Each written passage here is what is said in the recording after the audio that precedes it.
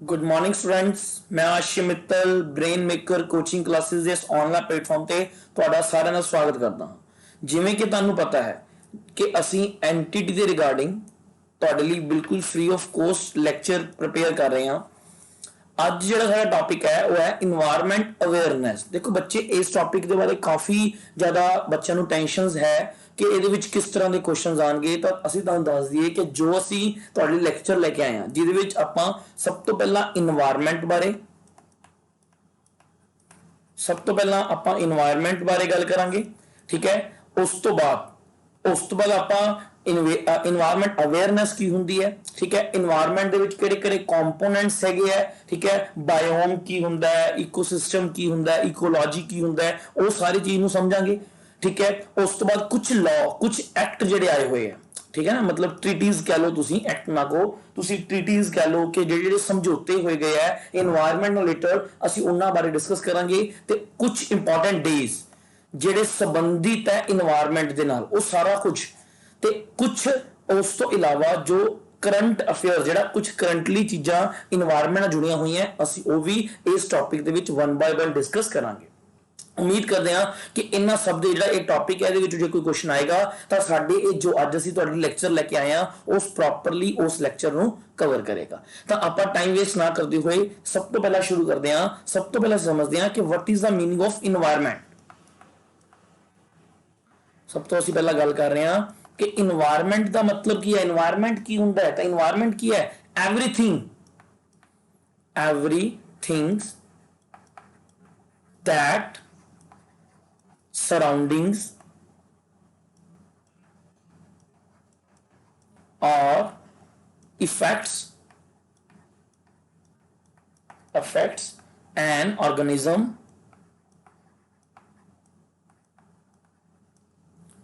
during its lifetime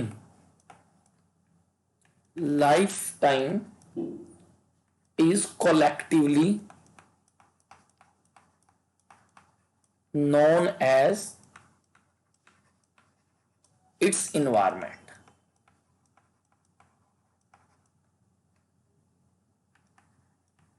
ठीक है ना। तो ਜਿਹੜੀ ਵੀ ਸਰਾਊਂਡਿੰਗਸ, ਕੋਈ ਵੀ ਚੀਜ਼ ਜਿਹੜੀ ਇਫੈਕਟ ਕਰ ਰਹੀ ਹੈ ਆਰਗੇਨਿਜ਼ਮ ਨੂੰ ਪੂਰੀ ਲਾਈਫ ਟਾਈਮ ਦੇ ਵਿੱਚ, ਅਸੀਂ ਉਹਨੂੰ ਕੀ ਕਹਾਂਗੇ? ਇਨਵਾਇਰਨਮੈਂਟ ਕਹਾਂਗੇ। ਜਾਂ ਆਪਾਂ ਦੇਖੋ, ਜਾਂ ਤੁਸੀਂ ਇਹਨੂੰ ਸਿੰਪਲ ਵਰਡਸ ਦੇ ਵਿੱਚ ਜੇ ਤੁਸੀਂ ਸਮਝਣਾ ਹੈ ਤਾਂ ਇਹਨੂੰ ਕੀ ਕਹਿ ਸਕਦੇ ਹਾਂ? ਸਮ ਟੋਟਲ ਆਫ ਲਿਵਿੰਗ ਔਰ ਨॉन लिविंग कंपोनेंट्स। ठीक है ना। लिविंग ते नॉन लिविंग कंपोनेंट्स ਜਿਹੜੇ ਹੈਗੇ ਆ, ਉਹਨਾਂ ਸਾਰਿਆਂ ਦਾ ਟੋਟਲ ਨੂੰ ਅਸੀਂ ਕੀ ਕਹਾਂਗੇ? ਇਨਵਾਇਰਨਮੈਂਟ। ਹੁਣ ਤੁਹਾਨੂੰ ਇਹ ਤਾਂ ਕਲੀਅਰ ਹੀ ਹੋਏਗਾ ਕਿ ਜਿਹੜੇ ਲਿਵਿੰਗ ਕੰਪੋਨੈਂਟਸ ਹੈ, ਠੀਕ ਹੈ ਨਾ, ਲਿਵਿੰਗ ਕੰਪੋਨੈਂਟਸ ਹੈ, ਉਹਨਾਂ ਨੂੰ ਕੀ ਬੋਲਦੇ ਆ? ਬਾਇਓਟਿਕ।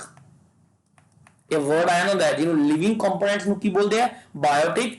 ਤੇ ਨॉन ਲਿਵਿੰਗ ਜਿਹੜੇ ਕੰਪੋਨੈਂਟਸ ਹੈ ਉਹਨਾਂ ਨੂੰ ਕੀ ਬੋਲਦੇ ਆ? ਅਬਾਇਓਟਿਕ। ਕੀ ਬੋਲਦੇ ਆ? ਅਬਾਇਓਟਿਕ। ਲਿਵਿੰਗਸ ਕੀ ਆ ਗਏ? ਜਿਵੇਂ ਬਰਡਸ ਆ ਗਈ, ਡੀਕੰਪੋਜ਼ਰ ਆ ਗਈ, ਪਲਾਂਟਸ ਆ ਗਏ, ਹਿਊਮਨਸ ਆ ਗਏ। ਠੀਕ ਹੈ।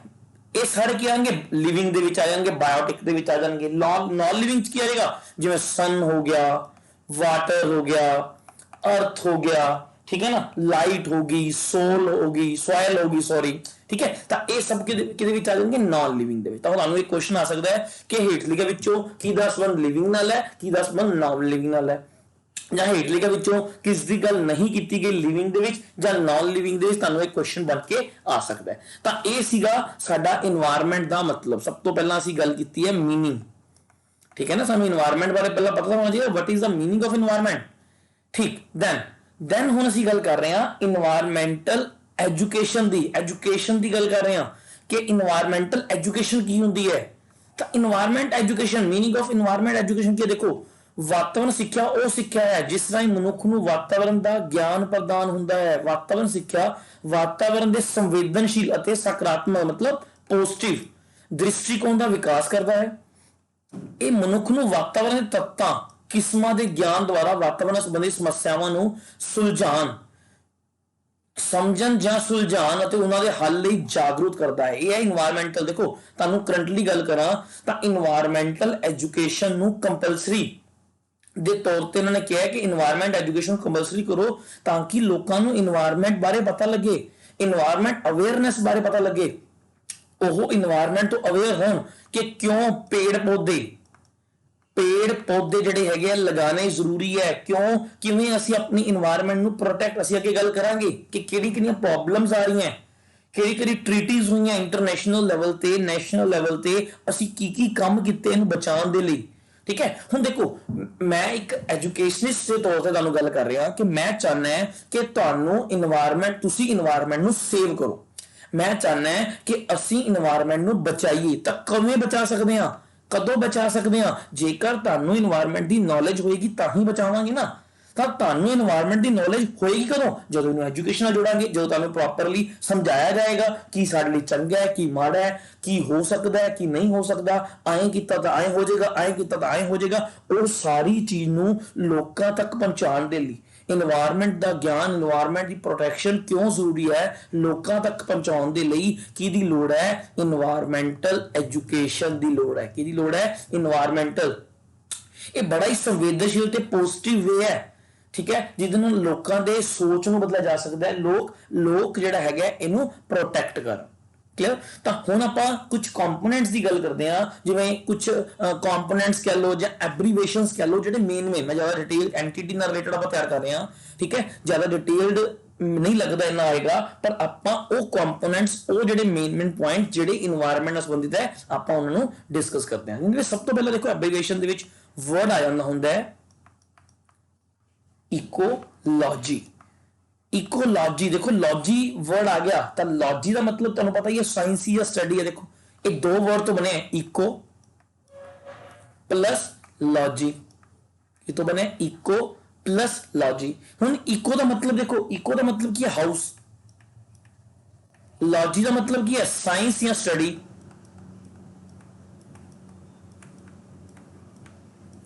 ठीक, तो हुण इकोलॉजी का मतलब की हो गया study of the houses hold of as nature।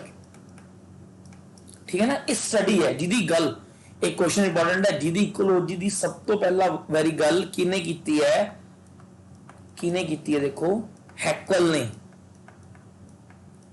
किने कीती है? हैकल ने कीती सी 1866 विच। इकोलॉजी जो टर्म यूज की गई है हैकल ने यूज की सी 1866 ਦੇ ਵਿੱਚ, ਤੇ हैकल ने डिफाइन डेफिनेशन की थी।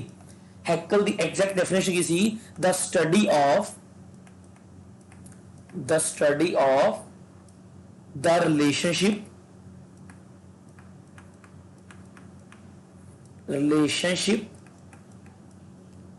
Of organism with their environment।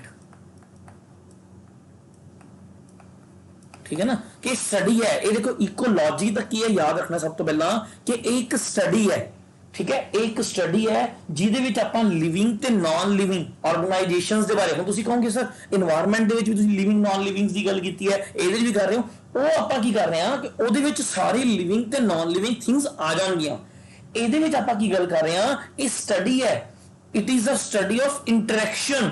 ਕੀ ਆਪਾਂ ਗੱਲ ਮੈਂ ਲਿਖਦਾ ਤੁਹਾਨੂੰ ਇਹਦੇ ਵਿੱਚ ਲਿਖ ਲਓ it is the study of interaction between living and non-living organism of environment। Clear? तो इकोलॉजी का मतलब ਆਪਾਂ ਕੀ ਸਮਝਾਂਗੇ? It is a study. की गल कर रहे हैं ਆਪਾਂ? ਇਹਦੇ ਵਿੱਚ ਆਪਾਂ ਗੱਲ ਕਰ ਰਹੇ ਹਾਂ ਸਟੱਡੀ ਦੀ।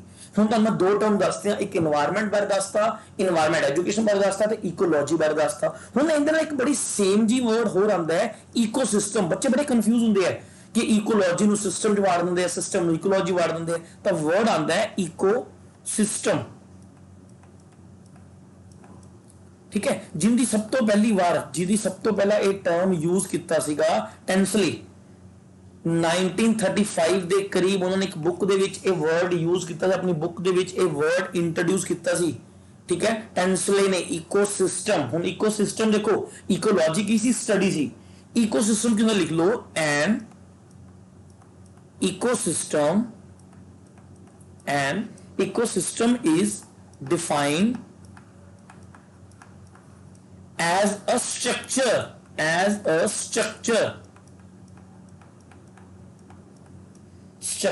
and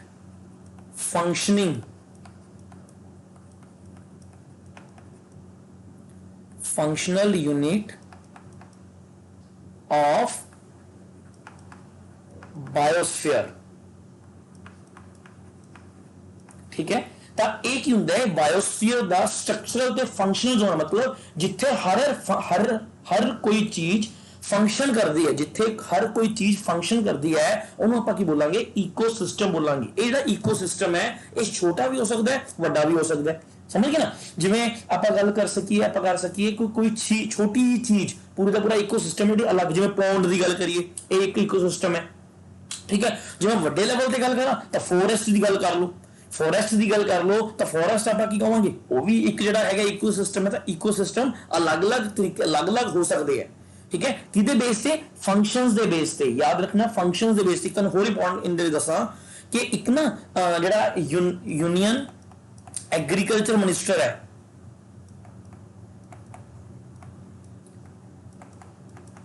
उन्होंने ये क्या सीगा कि भारत की जनसंख्या बहुत बढ़ रही है। ठीक है, असी बहुत जल्दी बहुत बड़े पॉपुलेशन इंडिया की हो जाएगी, तो आने वाले टाइम दे विच बहुत जल्दी फूड क्राइसिस, ठीक है, फूड क्राइसिस आने वाला है, जिहड़ा खान पीन की कमी होएगी लोगों को। क्यों? क्योंकि बहुत ज्यादा बढ़ रहा है सिस्टम।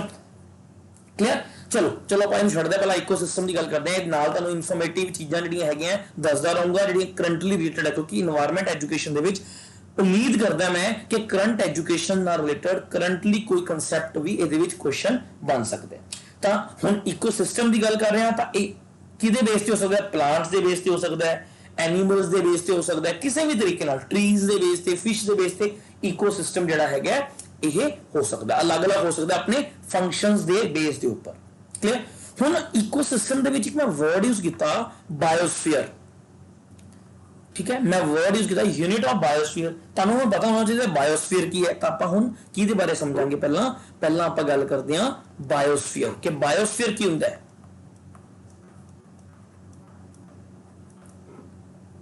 बायोस्फीयर देखो की चीज है, देखो मैं जे गल करा बायोस्फीयर की चीज है कि आपां तीन चीज़ों की गल करदे हां। एक हुंदा एटमोस्फीयर,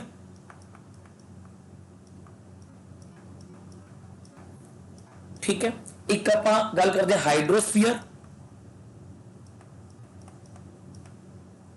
एक आपां गल करते हैं लिथोस्फीयर। ठीक है, हुण एटमोस्फीयर आपां किहनूं बोलदे हैं? एयर नूं बोलदे हैं। हाइड्रो मतलब पानी है, मतलब वाटर नूं बोलदे हैं। ठीक है, लिथो का मतलब होगा अर्थ, तो अर्थ नूं बोलदे हैं। ठीक है, तो जिथे तीनों चीज़ां एग्जिस्ट करदियां, जिथे ये तीनों चीज़ां एग्जिस्ट करदियां उस चीज़ नूं की बोलदे हैं बायोस्फीयर। उसनूं आपां की बोलदे हैं बायोस्फीयर, जिथे एटमोस्फीयर, हाइड्रोस्फीयर ते लिथोस्फीयर जिहड़ा हैगा एग्जिस्ट करदियां उहनूं की बोलदे हैं आपां बायोस्फीयर। तां निक्के निक्के कंसैप्ट है, याद रखियो। तो बायोस्फीयर इन शॉर्ट की चीज बोल सकते हैं जिथे लाइफ एग्जिस्ट करती है। जे मैं इन शॉर्ट कहां तो बायोस्फीयर आप किथे कह सकते हैं जिथे लाइफ जिहड़ी है वो एग्जिस्ट करती है, मतलब जिथे जीव लोग जी सकते हैं उन्होंने की बोलते हैं बायोस्फीयर। तो कई बार क्वेश्चन आया होंगे कि जी अर्थ के ऊपर केड़ी जगह है जिथे बायोस्फीयर जिहड़ा हुंदा है वो एब्सेंट हुंदा है। की हुंदा बायोस्फीयर एब्सेंट हुंदा है। तो आप लैटीट्यूड लॉन्गिट्यूड दी लैटीट्यूड की गल करते हैं, तो जिहड़ा साउथ पोल जिहड़ा नॉर्थ पोल है जां जिहड़ा साउथ पोल है, ठीक है, उत्थे जिहड़ा हैगा आपां कह सकते हैं कि इत्थे तां बर्फ है। तो इत्थे जिहड़ा हैगा आपां कहांगे कि जी बायोस्फीयर की होएगा, एब्सेंट होएगा साउथ नॉर्थ पोल दे विच। जां कोई डीप ओशियंस है, ਡੀਪ ਜਿਹੜੇ ਹੈਗੇ ਆ ਓਸ਼ੀਅਨਸ ਹੈਗੇ ਆ ਜਿੱਥੇ ਆਕਸੀਜਨ ਦੀ ਕਮੀ ਹੈ ਪਾਣੀ ਦੇ ਵਿੱਚ, ਤਾਂ ਉਹ ਜਗ੍ਹਾ ਤੇ ਆਪਾਂ ਕੀ ਕਹਿ ਸਕਦੇ ਹਾਂ ਕਿ ਜਿਹੜਾ ਬਾਇਓਸਫੀਅਰ ਹੈ ਉਹ ਕੀ ਹੋਏਗਾ, ਐਬਸੈਂਟ ਹੋਏਗਾ। ਹੁਣ ਦੇਖੋ, ਹੁਣ ਜੇਕਰ ਮੈਂ ਇਹਨੂੰ ਐਜੂਕੇਸ਼ਨ ਨਾਲ ਜੋੜਾਂ ਤਾਂ ਬੱਚਿਆਂ ਨੂੰ ਜੇਕਰ ਇਹਦੀ ਨੌਲੇਜ ਹੋਏਗੀ, ਬੱਚਿਆਂ ਨੂੰ ਜੇਕਰ ਇਸ ਚੀਜ਼ ਬਾਰੇ ਅਵੇਅਰਨੈਸ ਹੋਏਗੀ, ਉਹ ਤਾਂ ਹੀ ਤਾਂ ਉਸ ਤਰੀਕੇ ਦੇ ਨਾਲ ਆਪਣੇ ਆਪ ਨੂੰ ਜੋੜ ਸਕਣਗੇ, ਤਾਂ ਹੀ ਤਾਂ ਉਸ ਤਰੀਕੇ ਦੇ ਨਾਲ ਉਹ ਐਕਟੀਵਿਟੀਜ਼ ਕਰ ਪਾਣਗੇ। ਤਾਂ ਇਸੇ ਕਰਕੇ ਉਹ ਕਹਿ ਰਿਹਾ ਹੈ ਕਿ ਬੱਚਿਆਂ ਨੂੰ ਇਨਵਾਇਰਮੈਂਟਲ ਐਜੂਕੇਸ਼ਨ ਹੋਣੀ ਚਾਹੀਦੀ ਹੈ, ਠੀਕ ਹੈ ਨਾ। ਇਨਵਾਇਰਮੈਂਟਲ ਐਜੂਕੇਸ਼ਨ ਜਿਹੜੀ ਹੈਗੀ ਹੈ ਬੱਚਿਆਂ ਨੂੰ ਦਿੱਤੀ ਜਾਣੀ ਚਾਹੀਦੀ ਹੈ, ਜਾਂ ਬੱਚਿਆਂ ਨੂੰ ਇਨਵਾਇਰਮੈਂਟਲ ਐਜੂਕੇਸ਼ਨ ਹੋਣੀ ਚਾਹੀਦੀ ਹੈ। ਚਲੋ ਹੁਣ ਆਪਾਂ ਗੱਲ ਕਰਦੇ ਹਾਂ, ਦੋ ਤਰ੍ਹਾਂ ਦੇ ਪਤਾ ਕਰਦੇ ਹਾਂ। ਇੱਕ ਹੁੰਦਾ ਹਾਰਬੀਵੋਰਸ, ਇਹ ਵਰਡ ਆ ਜਾਂਦਾ ਹੈ, ਠੀਕ ਹੈ ਨਾ। ਹਾਰਬੀਵੋਰਸ ਕਿਹੜੇ ਹੈ, ਜਿਹੜੇ ਸ਼ਾਕਾਹਾਰੀ ਹੈ, ਜਿਹਨੂੰ ਆਪਾਂ ਪੰਜਾਬੀ ਚ ਕਹਿੰਦੇ ਜਿਹੜੇ ਸ਼ਾਕਾਹਾਰੀ ਹੈ, ਜਿਵੇਂ ਕਾਓ ਹੋ ਗਿਆ, ਰੈਬਿਟਸ ਹੋ ਗਏ, ਇਹ ਕੀ ਹੈ ਹਾਰਬੀਵੋਰਸ। ਇੱਕ ਹੁੰਦੇ ਕਾਰਨੀਵੋਰਸ, ਇਹ ਕਿਹੜੇ ਜਿਹੜੇ ਮਾਸਾਹਾਰੀ ਹੈ, ਠੀਕ ਹੈ, ਜਿਹੜੇ ਮਾंस ਖਾਂਦੇ ਆ, ਜਿਵੇਂ ਸ਼ੇਰ ਹੋ ਗਿਆ, ਲਾਇਨਸ ਹੋ ਗਏ, ਠੀਕ ਹੈ ਨਾ। ਤਾਂ ਇਹ ਸਾਰੇ ਕਿਹੜੇ, ਜਿਵੇਂ ਡੌਗ ਹੋ ਗਏ, ਸ਼ੇਰ ਹੋ ਗਿਆ, ਲਾਇਨਸ ਹੋ ਗਏ, ਇਹ ਸਾਰੇ ਕਿਹੜੇ ਕਾਰਨੀਵੋਰ, ਜਿਹੜੇ ਮਾंस ਖਾਂਦੇ ਆ, ਠੀਕ। ਤਾਂ ਜੇ ਮੈਂ ਗੱਲ ਕਰਾਂ ਇੱਕ ਚੈਨ ਦੀ, ਜਿਹੜੀ ਆਪਾਂ ਫੂਡ ਖਾ ਰਹੇ ਹਾਂ, ਫੂਡ ਚੇਨ ਦੀ ਗੱਲ ਕਰਾਂ ਮੈਂ, ਧਿਆਨ ਨਾਲ ਕਨਸੈਪਟ ਸਮਝਿਓ। ਫੂਡ ਚੇਨ ਦੇ ਵਿੱਚ ਸਭ ਤੋਂ ਪਹਿਲਾਂ ਕਿਹੜੇ ਹੁੰਦੇ, ਪ੍ਰੋਡਿਊਸਰ ਜਿਹੜੇ ਖੁਦ ਭੋਜਨ ਪ੍ਰੋਡਿਊਸ ਕਰਦੇ, ਜਿਵੇਂ ਪੇੜ ਪੌਦੇ, ਠੀਕ ਹੈ ਨਾ। ਪ੍ਰੋਡਿਊਸਰ ਸਭ ਤੋਂ, ਇੱਕ ਚੇਨ ਕਿਵੇਂ ਚੱਲਦੀ ਹੈ, ਸਭ ਤੋਂ ਪਹਿਲਾਂ ਕਿਹੜੇ ਹੁੰਦੇ, ਪ੍ਰੋਡਿਊਸਰ, ਜਿਹੜਾ ਕੋਈ ਭੋਜਨ ਜਿਹੜਾ ਹੈਗਾ ਪ੍ਰੋਡਿਊਸ ਕਰਦੇ, ਠੀਕ ਹੈ। ਉਸ ਤੋਂ ਹੁੰਦੇ ਪ੍ਰਾਇਮਰੀ ਕੰਜ਼ਿਊਮਰ। ਪ੍ਰਾਇਮਰੀ ਕੰਜ਼ਿਊਮਰ ਕਿਹਨੂੰ ਬੋਲਿਆ ਜਾਂਦਾ ਹੈ, ਹਾਰਬੀਵੋਰਸ ਨੂੰ ਬੋਲਿਆ ਜਾਂਦਾ ਹੈ। ਕਿਹਨੂੰ ਬੋਲਿਆ ਜਾਂਦਾ, ਦੇਖੋ ਹਾਰਬੀਵੋਰਸ ਵਾਲਿਆਂ ਨੂੰ ਮਤਲਬ ਸ਼ਾਕਾਹਾਰੀ ਵਾਲਿਆਂ ਨੂੰ ਕੀ ਬੋਲਿਆ ਜਾਂਦਾ ਹੈ, ਪ੍ਰਾਇਮਰੀ ਕੰਜ਼ਿਊਮਰ, ਜਿਹੜੇ ਡਾਇਰੈਕਟਲੀ ਉਸ ਜਗ੍ਹਾ ਤੋਂ ਜਾ ਕੇ ਭੋਜਨ ਨੂੰ ਪ੍ਰਾਪਤ ਕਰ ਲੈਂਦੇ, ਠੀਕ। ਫਿਰ ਆਉਂਦੇ ਆ ਸੈਕੰਡਰੀ, ਫਿਰ ਕਿਹੜੇ ਆਉਂਦੇ ਆ, ਸੈਕੰਡਰੀ ਕੰਜ਼ਿਊਮਰ, ਠੀਕ ਹੈ। ਹੁਣ ਸੈਕੰਡਰੀ ਕੰਜ਼ਿਊਮਰ ਕਿਹੜੇ ਹੈ, ਜਿਹੜੇ ਪ੍ਰਾਇਮਰੀ ਕੰਜ਼ਿਊਮਰਸ ਨੂੰ ਖਾਂਦੇ ਆ, ਜਿਵੇਂ ਸਨੇਕਸ ਹੋ ਗਏ, ਜਿਹੜੇ ਆਪਣੇ ਭੋਜਨ ਦੇ ਲਈ ਜਿਹੜਾ ਹੈਗਾ ਪ੍ਰਾਇਮਰੀ ਕੰਜ਼ਿਊਮਰਸ ਉੱਪਰ ਡਿਪੈਂਡੈਂਟ ਹੈ, ਜਿਵੇਂ ਆਪਾਂ ਕਹੀਏ ਸਨੇਕਸ, ਸੱਪ ਹੋ ਗਏ, ਠੀਕ ਹੈ, ਜਿਹੜੇ ਛੋਟੇ ਅੱਗੇ ਜਿਹੜੇ ਜੀਵਾਂ ਨੂੰ ਖਾਂਦਾ, ਠੀਕ ਹੈ। ਤਾਂ ਉਹ ਸਾਰੇ ਕਿਹੜੇ ਹੋ ਗਏ, ਸੈਕੰਡਰੀ ਕੰਜ਼ਿਊਮਰਸ ਹੋ ਗਏ। ਇੱਕ ਹੁੰਦੇ ਆ ਫਿਰ ਉਸ ਤੋਂ ਹੁੰਦੇ ਟਰਸ਼ਰੀ,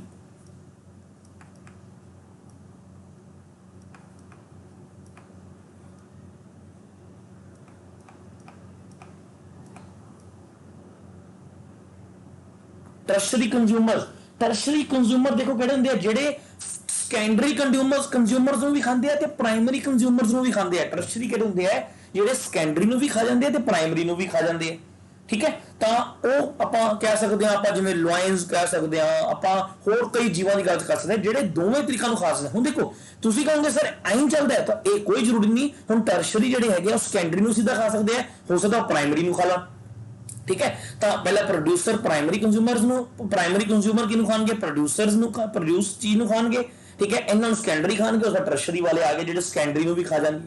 ਤਾਂ ਹੁਣ ਟਰਸ਼ਰੀ ਪ੍ਰਾਇਮਰੀ ਨੂੰ ਵੀ ਖਾ ਸਕਦੀ ਹੈ, ਠੀਕ ਹੈ। ਤਾਂ ਫਿਰ ਤੁਸੀਂ ਕਹੋਗੇ ਸਰ ਫੂਡ ਚੇਨ ਕਾਦੀ ਹੋਈ, ਠੀਕ ਹੈ ਨਾ। ਤਾਂ ਦੇਖੋ ਜੇਕਰ ਇਹ ਫੂਡ ਚੇਨ ਐਸੇ ਤਰੀਕੇ ਨਾਲ ਚੱਲ ਰਹੀ ਹੈ ਤਾਂ ਆਪਾਂ ਬੋਲਾਂਗੇ ਫੂਡ ਚੇਨ। ਜੇਕਰ ਇਹ ਸਿਸਟਮ ਅਲੱਗ ਹੋ ਰਿਹਾ, ਇਹ ਡਾਇਰੈਕਟਲੀ ਇਹਨੂੰ ਖਾ ਰਿਹਾ, ਇਹ ਡਾਇਰੈਕਟਲੀ ਇਹਨੂੰ ਖਾ ਰਿਹਾ, ਤਾਂ ਉਹਨੂੰ ਆਪਾਂ ਕੀ ਬੋਲਾਂਗੇ, ਵੈਬ ਚੇਨ। ਉਹਨੂੰ ਕੀ ਬੋਲਾਂਗੇ ਆਪਾਂ, ਵੈਬ ਚੇਨ। ਮੇਰੀ ਗੱਲ ਦੁਬਾਰਾ ਫੋਲੋ ਕਰ ਲਓ, ਮੈਂ ਇੱਕ ਕਨਸੈਪਟ ਦੇ ਵਿੱਚ ਦੋ ਕਨਸੈਪਟ ਸਮਝਾਤੇ। ਜੇਕਰ ਇਹ ਚੀਜ਼ ਇਸੇ ਸੀਕੁਐਂਸ ਚੱਲ ਰਹੀ ਹੈ ਕਿ ਜੀ ਪ੍ਰੋਡਿਊਸਰ ਨੂੰ ਪ੍ਰਾਇਮਰੀ ਖਾ ਰਿਹਾ, ਪ੍ਰਾਇਮਰੀ ਨੂੰ ਸੈਕੰਡਰੀ ਖਾ ਰਿਹਾ, ਸੈਕੰਡਰੀ ਨੂੰ ਟਰਸ਼ਰੀ ਖਾ ਰਿਹਾ, ਟਰਸ਼ਰੀ ਨੂੰ ਕੌਣ ਖਾ ਰਿਹਾ, ਡੀਕੰਪੋਜ਼ਰ। ਟਰਸ਼ਰੀ ਨੂੰ ਕੌਣ ਖਾ ਰਿਹਾ, ਡੀਕੰਪੋਜ਼ਰ। ਦਾ ਮਤਲਬ ਕੋਈ ਜਾਨਵਰ ਮਾਰ ਜਾਂਦਾ, ਨਿੱਕੇ ਨਿੱਕੇ ਕੀੜੇ ਨਹੀਂ ਆਏ ਤੇ ਮਾਸ ਸੱਜੋ ਜਿਹੜਾ ਖਤਮ ਕਰ ਦਿੰਦੇ ਆ ਚੀਜ਼ ਨੂੰ, ਉਹਨੂੰ ਬੋਲੇ ਡੀਕੰਪੋਜ਼ਰ, ਠੀਕ ਹੈ। ਤਾਂ ਜੇਕਰ ਇਹ ਪ੍ਰੋਸੈਸ ਇਸੇ ਤਰੀਕੇ ਨਾਲ ਚੱਲ ਰਿਹਾ ਤਾਂ ਉਹਨੂੰ ਬੋਲਾਂਗੇ ਫੂਡ ਚੇਨ। ਜੇਕਰ ਇਹ ਪ੍ਰੋਸੈਸ ਗਲਤ ਚੱਲ ਰਿਹਾ ਹੈ, ਇਹ ਇਹਨੂੰ ਖਾ ਰਿਹਾ ਹੈ, ਇਹ ਇਹਨੂੰ ਖਾ ਰਿਹਾ ਹੈ, ਜਾਂ ਇਹ ਇਹਨੂੰ ਖਾ ਰਿਹਾ ਹੈ, ਪ੍ਰੋਸੈਸ ਉਲਟ ਚੱਲ ਰਿਹਾ ਹੈ, ਤਾਂ ਉਹਨੂੰ ਆਪਾਂ ਕੀ ਬੋਲਾਂਗੇ, ਵੈਬ ਚੇਨ। ਕੀ ਬੋਲਾਂਗੇ ਉਹਨੂੰ, ਵੈਬ ਚੇਨ। ਤਾਂ ਇਹ ਨਿੱਕੀ ਨਿੱਕੀ ਚੀਜ਼ਾਂ এনवायरमेंट ਦੀਆਂ ਬਹੁਤ ਇੰਪੋਰਟੈਂਟ ਹੈ, ਤੁਹਾਨੂੰ ਇਸ ਚੀਜ਼ ਦਾ ਖਾਸ ਧਿਆਨ ਰੱਖਣਾ ਪਏਗਾ, ਠੀਕ ਹੈ ਨਾ। ਤੁਹਾਨੂੰ ਇਹ ਦੇਖਣਾ ਪਏਗਾ ਕਿ ਕਿਹੜਾ ਕਨਸੈਪਟ ਹੈ, ਉਹਦੇ ਵਿੱਚ ਕੀ ਚੀਜ਼ ਆ ਸਕਦੀ ਹੈ। ਨੈਕਸਟ ਹੁਣ ਇੱਕ ਹੋਰ ਵਰਡ ਯੂਜ਼ ਕਰਦੇ ਹਾਂ ਆਪਾਂ, ਇਕੋਟੋਨ। ਇਕੋ ਕਿਹਦੀ ਗੱਲ ਕਰ ਰਹੇ ਹਾਂ, ਇਕੋਟੋਨ ਦੀ ਗੱਲ ਕਰ ਰਹੇ ਹਾਂ ਹੁਣ, ਠੀਕ ਹੈ। ਜਿਹੜਾ ਕਿ ਜੰਕਸ਼ਨ ਹੈ, ਦੇਖੋ ਇਹਨੂੰ ਕੀ ਬੋਲਾਂਗੇ, ਜੰਕਸ਼ਨ ਬਿਟਵੀਨ ਟੂ ਔਰ 2 or more diverse ecosystem। ਹੁਣ ਇਹ ਜੰਕਸ਼ਨ ਕਿਹਦੇ ਵਿਚਕਾਰ ਹੈ? ਦੋ ਜਾਂ ਦੋ ਤੋਂ ਵੱਧ। ਆਪਾਂ ਕਹਿੰਦੇ ਨਾ ਈਕੋਸਿਸਟਮ ਵੱਧ ਵੀ ਹੋ ਸਕਦਾ ਹੈ, ਪਲਾਂਟਸ ਦੇ ਬੇਸ ਤੇ ਹੋ ਸਕਦਾ ਹੈ, ਆਪਾਂ ਕਿਹਾ ਸੀਗਾ ਟਰੀਜ਼ ਦੇ ਬੇਸ ਤੇ ਹੋ ਸਕਦਾ, ਕਿਸੇ ਵੀ ਤਰੀਕੇ ਨਾਲ ਆਪਾਂ ਕਿਹਾ ਸੀ। ਹੁਣ ਉਹਨਾਂ ਦੇ ਵਿਚਕਾਰਲੀ ਜਿਹੜਾ ਜੰਕਸ਼ਨ, ਦੋਵਾਂ ਦੇ ਵਿਚਕਾਰਲੀ ਜਗ੍ਹਾ, ਜਿਵੇਂ ਮੈਂ ਤੁਹਾਨੂੰ ਦੇਖੋ ਮੈਂ ਕਹਾਂ ਕਿ ਇੱਥੇ ਲੈਂਡ ਹੈ, ਠੀਕ ਹੈ, ਇੱਥੇ ਲੈਂਡ ਹੈ ਸਾਰਾ, ਇੱਥੇ ਜਿਹੜਾ ਹੈਗਾ ਪਾਣੀ ਹੈ, ਮਾੜਾ ਮੋਟਾ ਲੈਂਡ ਹੈ, ਤੇ ਜਿਹੜਾ ਆਹ ਜਗ੍ਹਾ ਹੈ ਜਿੱਥੇ ਪਾਣੀ ਤੇ ਲੈਂਡ ਦੋਨੋਂ ਹੈ, ਜਿੱਥੇ ਪਾਣੀ ਤੇ ਲੈਂਡ ਦੋਨੋਂ ਹੈ, ਉਹਨੂੰ ਆਪਾਂ ਕੀ ਬੋਲਾਂਗੇ? ਇਕੋਟੋਨ। ਜਿਹੜਾ ਦੋ ਇਕੋਸਿਸਟਮ, ਦੋ ਜਾਂ ਦੋ ਤੋਂ ਵੱਧ ਇਕੋਸਿਸਟਮ ਦੇ ਵਿਚਕਾਰਲਾ ਜੰਕਸ਼ਨ ਹੈ, ਵਿਚਕਾਰਲਾ ਜਿਹੜਾ ਉਹਦਾ ਵਿਚਕਾਰਲਾ ਪਾਰਟ ਹੈ, ਉਹਨੂੰ ਆਪਾਂ ਕੀ ਬੋਲਦੇ ਆ? ਕੀ ਬੋਲਦੇ ਆ? ਇਕੋਟੋਨ ਬੋਲਦੇ ਆ। ਕੀ ਬੋਲਦੇ ਆ ਆਪਾਂ ਨੂੰ? ਇਕੋਟੋਨ ਬੋਲਦੇ ਆ। ਕਲੀਅਰ? ਚਲੋ, ਇੱਕ ਐਬਰੀਵੇਸ਼ਨ ਹੋਰ ਬੜਾ ਇੰਪੋਰਟੈਂਟ ਹੈ, ਮੇਨ ਹੈ, ਪੇਪਰ ਦੇ ਵਿੱਚ ਆਇਆ ਹੋਇਆ ਕੁਐਸਚਨ, ਬਾਇਓਮ। वर्ड की आंदा है बायोम, ठीक है। तो बायोम देखो की है, लिखो द टर्शरी, टर्शियर पार्ट जो लैंड वाला आप गल की ना, पार्ट ऑफ बायोस्फीयर। मैं तुहानू पहले ही दस के हटिया कि बायोस्फीयर दे विच तीन चीज़ां आउणगियां। एटमोस्फीयर की आप गल की ना, एटमोस्फीयर आ जाएगा उहदे विच, ठीक है, हाइड्रोस्फीयर आएगा, लिथोस्फीयर आ जाएगा।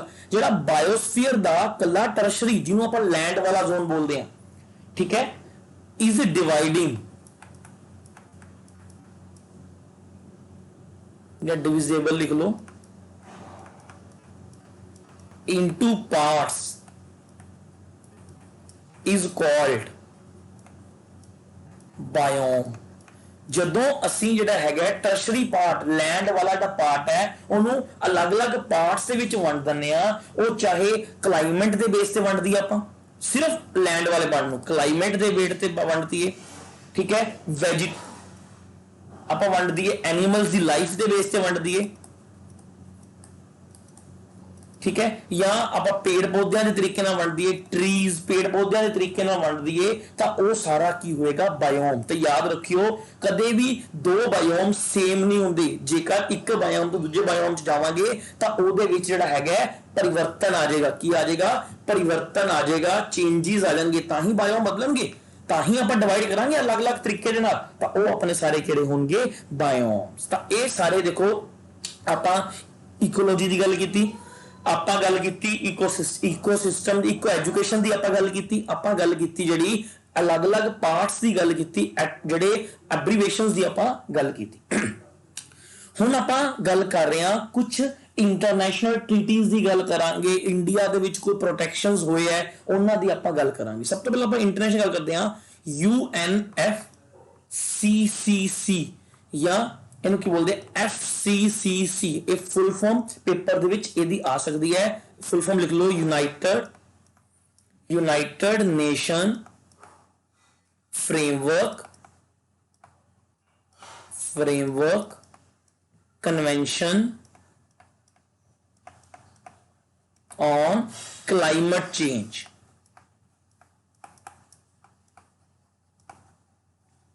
ठीक है ना, एक इंटरनेशनल, याद रखियो एक ही है, एक इंटरनेशनल ट्रीटी है, इंटरनेशनल ट्रीटी है, समझौता है, ठीक है, किदे नाल रिलेटेड है? क्लाइमेट चेंज दे नाल रिलेटेड है। किदे नाल रिलेटेड है? Climate change. याद रखो एक ना अर्थ सबमिट हुई सी, इस तो इलावा एक अर्थ सबमिट हुई सी 1992 दे विच ब्राजील दे विच। ਆਪਾਂ ਨਾ ਜ਼ਿਆਦਾ ਡਿਟੇਲ ਚ ਨਹੀਂ ਆਣਾ, ਸਿਰਫ ਥੋੜਾ ਥੋੜਾ ਯਾਦ ਰੱਖ ਲਿਓ ਕਿ ਅਰਥ ਸਬਮਿਟ ਕਦੋਂ ਹੋਈ ਹੈ? 92 ਚ ਹੋਈ ਹੈ, ਬ੍ਰਾਜ਼ੀਲ ਨਾਲ ਸੀਗੀ, ਠੀਕ ਹੈ, ਤੇ ਇੱਥੇ ਇਹਦਾ ਸੰਬੰਧ ਕਿਹਦੇ ਨਾਲ ਸੀ? ਬਸ ਇੰਨਾ ਯਾਦ ਕਰ ਲਓ, ਬਹੁਤ ਹੈ, ਇੰਨਾ ਡਿਟੇਲ ਤੁਹਾਨੂੰ ਨਹੀਂ ਆਏਗੀ, ਠੀਕ ਹੈ। ਇਹ ਕਿੱਥੇ ਹੈਲਡ ਹੋਈ ਸੀ ਐਗਜ਼ੈਕਟ ਵਿੱਚ? Rio de Janeiro. ਇੱਥੇ ਜਿਹੜੀ ਹੈਗੀ ਹੈ 3 ਤੋਂ ਲੈ ਕੇ 14 ਜੂਨ 1992 ਤੱਕ ਇੱਕ ਜਿਹੜਾ ਹੈਗਾ ਇੱਕ ਕਾਨਫਰੰਸ ਹੋਈ ਸੀਗੀ এনवायरमेंट ਦੇ ਨਾਲ ਰਿਲੇਟਡ, ਇੱਕ ਕਾਨਫਰੰਸ ਹੋਈ ਸੀ ਕਲਾਈਮੇਟ ਚੇਂਜ ਦੇ ਨਾਲ ਰਿਲੇਟਡ ਹੋਈ ਸੀ, ਜਿਹਦੇ ਵਿੱਚ ਉਹਨਾਂ ਨੇ ਕੁਝ ਪ੍ਰੋਟੋਕੋਲਸ ਮੈਂਡੇਟਰੀ ਕਰਤੇ ਸੀ ਸਾਰੇ ਦੇਸ਼ਾਂ ਦੇ ਲਈ ਕਿ ਜੀ ਇਹ ਪ੍ਰੋਟੋਕੋਲਸ ਜਿਹੜੇ ਹੈਗੇ ਆ ਹਰੇਕ ਨੂੰ ਲਾਗੂ ਕਰਨੇ ਪੈਣਗੇ। ਤੇ ਜਿਹੜਾ ਆਪਾਂ ਆ ਗੱਲ ਕੀਤੀ ਨਾ UNFCC, ਇਹ ਇੰਪਲੀਮੈਂਟ ਕਦੋਂ ਹੋਇਆ ਸੀ? 21 ਮਾਰਚ 1994 ਨੂੰ ਇਹਨੂੰ ਪ੍ਰੋਪਰਲੀ ਇੰਪਲੀਮੈਂਟ ਕਰ ਦਿੱਤਾ ਗਿਆ ਸੀਗਾ। ਤੇ ਜਿਹੜਾ ਆਪਾਂ ਗੱਲ ਕੀਤੀ ਅਰਥ ਸਮਿਟ ਦੀ 1992 ਵਿੱਚ ਹੋਇਆ ਸੀ, ਜਿਹਦੇ ਵਿੱਚ ਗੱਲ ਕੀਤੀ ਗਈ ਸੀ ਕਿ ਇਹਨੂੰ ਜਿਹੜਾ ਹੈਗਾ ਬਚਾਇਆ ਕਿਵੇਂ ਜਾਏਗਾ, ਕੁਝ ਉਹਨਾਂ ਨੇ ਪ੍ਰੋਟੋਕੋਲ ਜਿਹੜੇ ਹੈਗੇ ਨਿਰਧਾਰਿਤ ਕੀਤੇ ਸੀ। ਨੈਕਸਟ ਹੁਣ ਆਪਾਂ ਇੰਡੀਆ ਦੇ ਬੇਸ ਤੇ ਗੱਲ ਕਰੀਏ ਤਾਂ ਇੰਡੀਆ ਵਿੱਚ ਕੀ ਆਇਆ ਸੀ, ਇਨਵਾਇਰਨਮੈਂਟ ਇਸ ਤੋਂ ਪਹਿਲਾਂ ਆ ਚੁੱਕਾ ਹੈ, ਇਨਵਾयरमेंट प्रोटेक्शन एक्ट। एक क्वेश्चन आ सकता है इन्वायरमेंट प्रोटेक्शन एक्ट कदों आया सीगा 1986, बस इतना याद कर लियो कदों आया सी 1986 आया सीगा, ठीक है। इंप्लीमेंट कदों होया सी 19 नवंबर 1986 ਇਹਨੂੰ ਪ੍ਰੋਪਰਲੀ ਇੰਪਲੀਮੈਂਟ ਕਰ ਦਿੱਤਾ ਗਿਆ ਸੀਗਾ। ਕਿਹੜੇ ਆਰਟੀਕਲ ਦੇ ਅੰਡਰ 253, ਕਿਹੜੇ ਆਰਟੀਕਲ ਦੇ ਅੰਡਰ ਕਰ ਦਿੱਤਾ ਗਿਆ ਸੀਗਾ 253 ਆਰਟੀਕਲ ਦੇ ਅੰਡਰ ਇਹਨੂੰ ਕੀ ਕਰ ਦਿੱਤਾ ਗਿਆ ਸੀ, ਇੰਡੀਆ ਦੇ ਵਿੱਚ ਇੰਪਲੀਮੈਂਟ ਕਰ ਦਿੱਤਾ ਗਿਆ ਸੀ, ठीक। नेक्स्ट जेडे कुछ होर ट्रीटीज हुई हैं लिख लो, मॉन्ट्रियल प्रोटोकॉल याद रखियो, साइन कदों होया 1987 विच होया है, इंप्लीमेंट कदों होया है 1989 दे विच होया है। 197 कंट्रीज 197 कंट्रीज ने साइन कीते सी। सब तो मेन गल मेन एदा पर्पस की सीगा ओजोन ओजोन डिप्लीशन ਨੂੰ ਰੋਕਣਾ, ਜਿਹੜੀ ਓਜ਼ੋਨ ਦੀ ਡਿਪਲੀਸ਼ਨ ਹੋ ਰਹੀ ਹੈ ਉਹਨੂੰ ਰੋਕਣਾ। ਇਸ ਤੋਂ ਇਲਾਵਾ ਇਹਦੇ ਵਿੱਚ ਹੋਰ ਕਾਦੀ ਗੱਲ ਕੀਤੀ ਗਈ ਸੀ, ਇਹਦੇ ਵਿੱਚ ਉਹਨਾਂ ਨੇ ਕਿਹਾ ਸੀਗਾ ਕਿ ਇਹਦਾ ਰੀਜ਼ਨ ਕੀ ਹੈ, ਇਹਦਾ ਰੀਜ਼ਨ ਕੀ ਹੈ ਓਜ਼ੋਨ ਦਾ, ਇਹਦਾ ਰੀਜ਼ਨ ਕੀ ਮੰਨਿਆ ਗਿਆ ਕਿ ਜੀ ਕਲੋਰੋਫਲੋਰੋਕਾਰਬਨ, ਇਹਦਾ ਰੀਜ਼ਨ ਕੀ ਮੰਨਿਆ ਗਿਆ ਕਲੋਰੋਫਲੋਰੋਕਾਰਬਨ ਜਿਹੜਾ ਹੈਗਾ ਉਹ ਇਹਦਾ ਰੀਜ਼ਨ ਹੈ, ਉਹਨੂੰ ਜਿਹੜਾ ਹੈਗਾ ਉਹਨੂੰ ਘੱਟ ਕੀਤਾ ਜਾਵੇ। ਕਲੋਰੋਫਲੋਰੋਕਾਰਬਨ ਕਿੱਥੋਂ ਨਿਕਲਦੀ ਹੈ, ਆਪਣੀ ਏਸੀ ਜਿਹੜਾ ਕਹਿੰਦੇ ਨਾ ਏਸੀ, ਇਹਦੇ ਵਿੱਚੋਂ ਕੀ ਨਿਕਲਦੀ ਹੈ ਕਲੋਰੋਫਲੋਰੋਕਾਰਬਨ, ਜਿਹੜੀ ਕਿ ਸਭ ਤੋਂ ਜ਼ਿਆਦਾ ਖਤਰਨਾਕ ਹੈ ਓਜ਼ੋਨ ਦੇ ਲਈ, ਕਿਹਦੇ ਲਈ, ਓਜ਼ੋਨਸ ਦੇ ਲਈ। ਨੈਕਸਟ ਆਪਾਂ ਗੱਲ ਕਰਦੇ ਹਾਂ, ਇੱਕ ਹੋਰ ਆਇਆ ਸੀ ਕਿਓਟੋ protocol.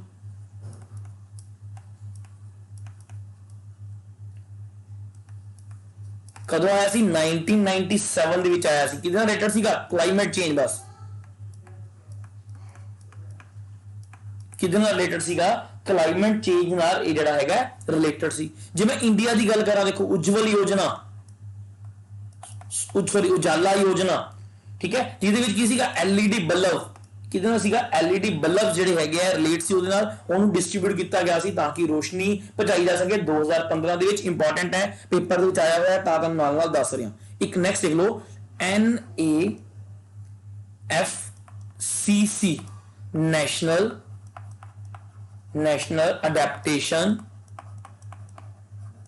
National Adaptation Fund for Climate Change।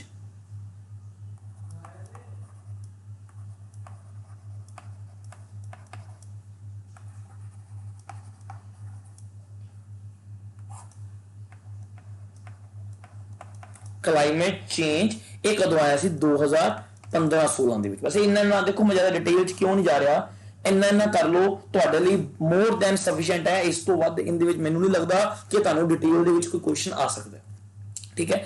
ਹੁਣ ਆਪਾਂ ਥੋੜਾ ਜਿਹਾ ਇੱਕ ਇੰਟਰਸਟਿੰਗ ਕਰੰਟਲੀ ਵੀ ਗੱਲ ਦੱਸਾਂ ਕਿ 2022 ਤੱਕ ਇੰਡੀਆ ਦੇ ਵਿੱਚ 2022 ਤੱਕ ਇਲੈਕਟ੍ਰੀਕਲ ਪਾਵਰ ਟਾਰਗੇਟ ਕੀ ਆਪਣਾ, ਦੇਖੋ एक क्वेश्चन आ सकता है टारगेट की आप लेके चले 2022 तक किस 175 गीगावाट्स एनर्जी ਜਿਹੜੀ ਹੈਗੀ ਹੈ, ਜਿਹੜੀ એનર્ਜੀ ਹੈ ਉਹ ਰਿਨਿਊਏਬਲ ਸੋਰਸਿਸ ਤੋਂ ਪ੍ਰਾਪਤ ਕਰਨਾ। ਰਿਨਿਊਏਬਲਸ ਕਿਹੜੇ ਹੁੰਦੇ, ਦੋ ਤਰ੍ਹਾਂ ਦੇ ਨਾ, ਰਿਨਿਊਏਬਲ ਤੇ ਨਾਨ ਰਿਨਿਊਏਬਲ। ਰਿਨਿਊਏਬਲ ਜਿਹੜੇ ਦੁਬਾਰਾ ਪ੍ਰਾਪਤ ਕਰ ਸਕਦੇ, ਨਾਨ ਜਿਹੜੇ ਖਤਮ ਹੋਣ ਦੇ ਚਾਂਸਸ ਹੈ। ਹੁਣ 175 ਨੂੰ ਜੇ ਮੈਂ ਹੋਰ ਡਿਟੇਲ ਕਰਾਂ ਕਿਵੇਂ ਵੰਡਿਆ ਉਹਨਾਂ ਨੇ ਕਿ ਜੀ 100 ਗੀਗਾਵਾਟ એનર્ਜੀ ਅਸੀਂ ਕਿੱਥੋਂ ਪ੍ਰਾਪਤ ਕਰਨੀ ਹੈ, ਸੋਲਰ ਤੋਂ। ਕਿੱਥੋਂ ਪ੍ਰਾਪਤ ਕਰਨੀ ਹੈ, ਸੋਲਰ ਤੋਂ। 60 ਗੀਗਾਵਾਟ, ਇਹ ਕੁਐਸਚਨ ਆ ਸਕਦਾ ਹੈ, 60 ਗੀਗਾਵਾਟ ਅਸੀਂ ਕਿੱਥੋਂ ਪ੍ਰਾਪਤ ਕਰਨੀ ਹੈ, ਵਿੰਡ ਤੋਂ। 10 ਗੀਗਾਵਾਟ ਬਿਜਲੀ ਕਿੱਥੋਂ ਪ੍ਰਾਪਤ ਕਰਨੀ ਹੈ, ਬਾਇਓਮਾਸ। ਕਿੱਥੋਂ ਪ੍ਰਾਪਤ ਕਰਾਂਗੇ ਅਸੀਂ, ਬਾਇਓਮਾਸ ਤੋਂ ਟਾਰਗੇਟ ਲੈ ਕੇ ਚੱਲੇ ਆ। ਤੇ 5 ਗੀਗਾਵਾਟ ਬਿਜਲੀ ਕਿੱਥੋਂ ਪ੍ਰਾਪਤ ਕਰਨੀ ਹੈ ਅਸੀਂ, ਹਾਈਡਰੋ ਪਾਵਰ ਤੋਂ, ਠੀਕ ਹੈ। ਇਹ ਜਿਹੜਾ ਹੈਗਾ ਇੱਕ ਟਾਰਗੇਟ ਜਿਹੜਾ ਹੈਗਾ ਲੈ ਕੇ ਚੱਲਿਆ ਗਿਆ ਹੈ ਇਸ ਦੇ ਵਿੱਚ ਕਿ ਅਸੀਂ 2022 ਤੱਕ ਇਸ ਚੀਜ਼ ਨੂੰ ਕੀ ਕਰ ਲਾਂਗੇ, ਇੰਪਲੀਮੈਂਟ ਕਰ ਦਾਂਗੇ ਇਸ ਚੀਜ਼ ਨੂੰ, ਜਿਹੜਾ ਹੈਗਾ ਪ੍ਰੋਪਰਲੀ ਅਸੀਂ ਇੰਪਲੀਮੈਂਟ ਕਰ ਦੇਵਾਂਗੇ 2022 ਤੱਕ। ਨੈਕਸਟ ਆਪਾਂ ਗੱਲ ਕਰੀਏ, ਇੱਕ ਨਾ ਆਪਣੇ ਡਿਵੈਲਪਮੈਂਟਲ ਗੋਲਸ ਬਣੇ ਸੀਗੇ 30 ਸਾਲ ਦੇ, ਪਹਿਲਾਂ 15 ਸਾਲ ਲਈ ਬਣੇ, ਫਿਰ ਅਗਲੇ 15 ਸਾਲ ਲਈ ਕਿਹੜੇ ਕਿਹੜੇ ਸੀ, ਲਿਖ ਲਓ।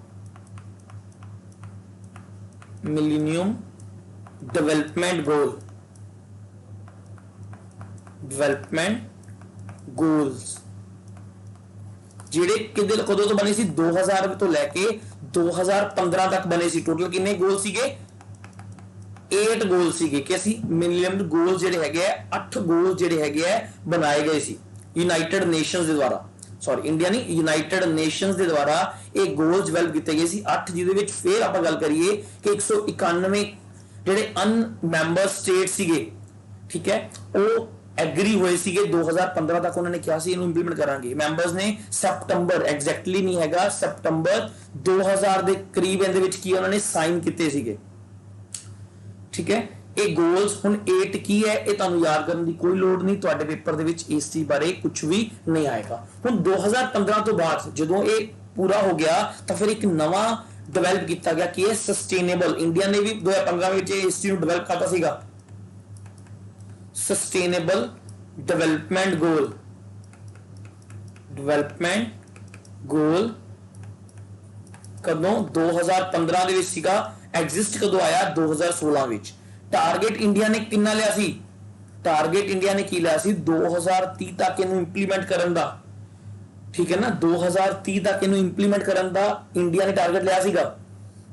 ਸਸਟੇਨੇਬਲ ਡਿਵੈਲਪਮੈਂਟ ਦੇਖੋ ਕੀ ਹੁੰਦਾ ਹੈ ਕਿ ਅਸੀਂ ਚੀਜ਼ਾਂ ਨੂੰ ਇਸ ਤਰੀਕੇ ਨਾਲ ਵਰਤਾਂਗੇ, ਅਸੀਂ ਚੀਜ਼ਾਂ ਨੂੰ ਇਸ ਤਰੀਕੇ ਨਾਲ ਵਰਤਾਂਗੇ ਜਿਹਦੇ ਨਾਲ ਸਾਡੀਆਂ ਲੋੜਾਂ ਵੀ ਪੂਰੀਆਂ ਹੋਣ ਤੇ ਇਹਨਾਂ ਚੀਜ਼ਾਂ ਨੂੰ ਆਉਣ ਵਾਲੇ ਫਿਊਚਰ ਦੇ ਲਈ, ਇਹਨਾਂ ਚੀਜ਼ਾਂ ਨੂੰ ਆਉਣ ਵਾਲੇ ਫਿਊਚਰ ਦੇ ਲੋਕਾਂ ਦੇ ਲਈ ਵੀ ਬਚਾ ਕੇ ਰੱਖਿਆ ਜਾ ਸਕੇ। ਮਤਲਬ ਇਹ ਨਾ ਹੋਣ ਕਿ ਕਦੇ ਇਹ ਜਿਹੜੀ ਚੀਜ਼ਾਂ ਹੈਗੀਆਂ ਪੂਰੀਆਂ ਅਲੋਪ ਹੀ ਹੋ ਜਾਣ, ਕਿਸੇ ਨੂੰ ਕੁਝ ਪਤਾ ਹੀ ਨਾ ਹੋਵੇ ਕਿ ਹੈ ਕੀ ਨਹੀਂ ਹੈ।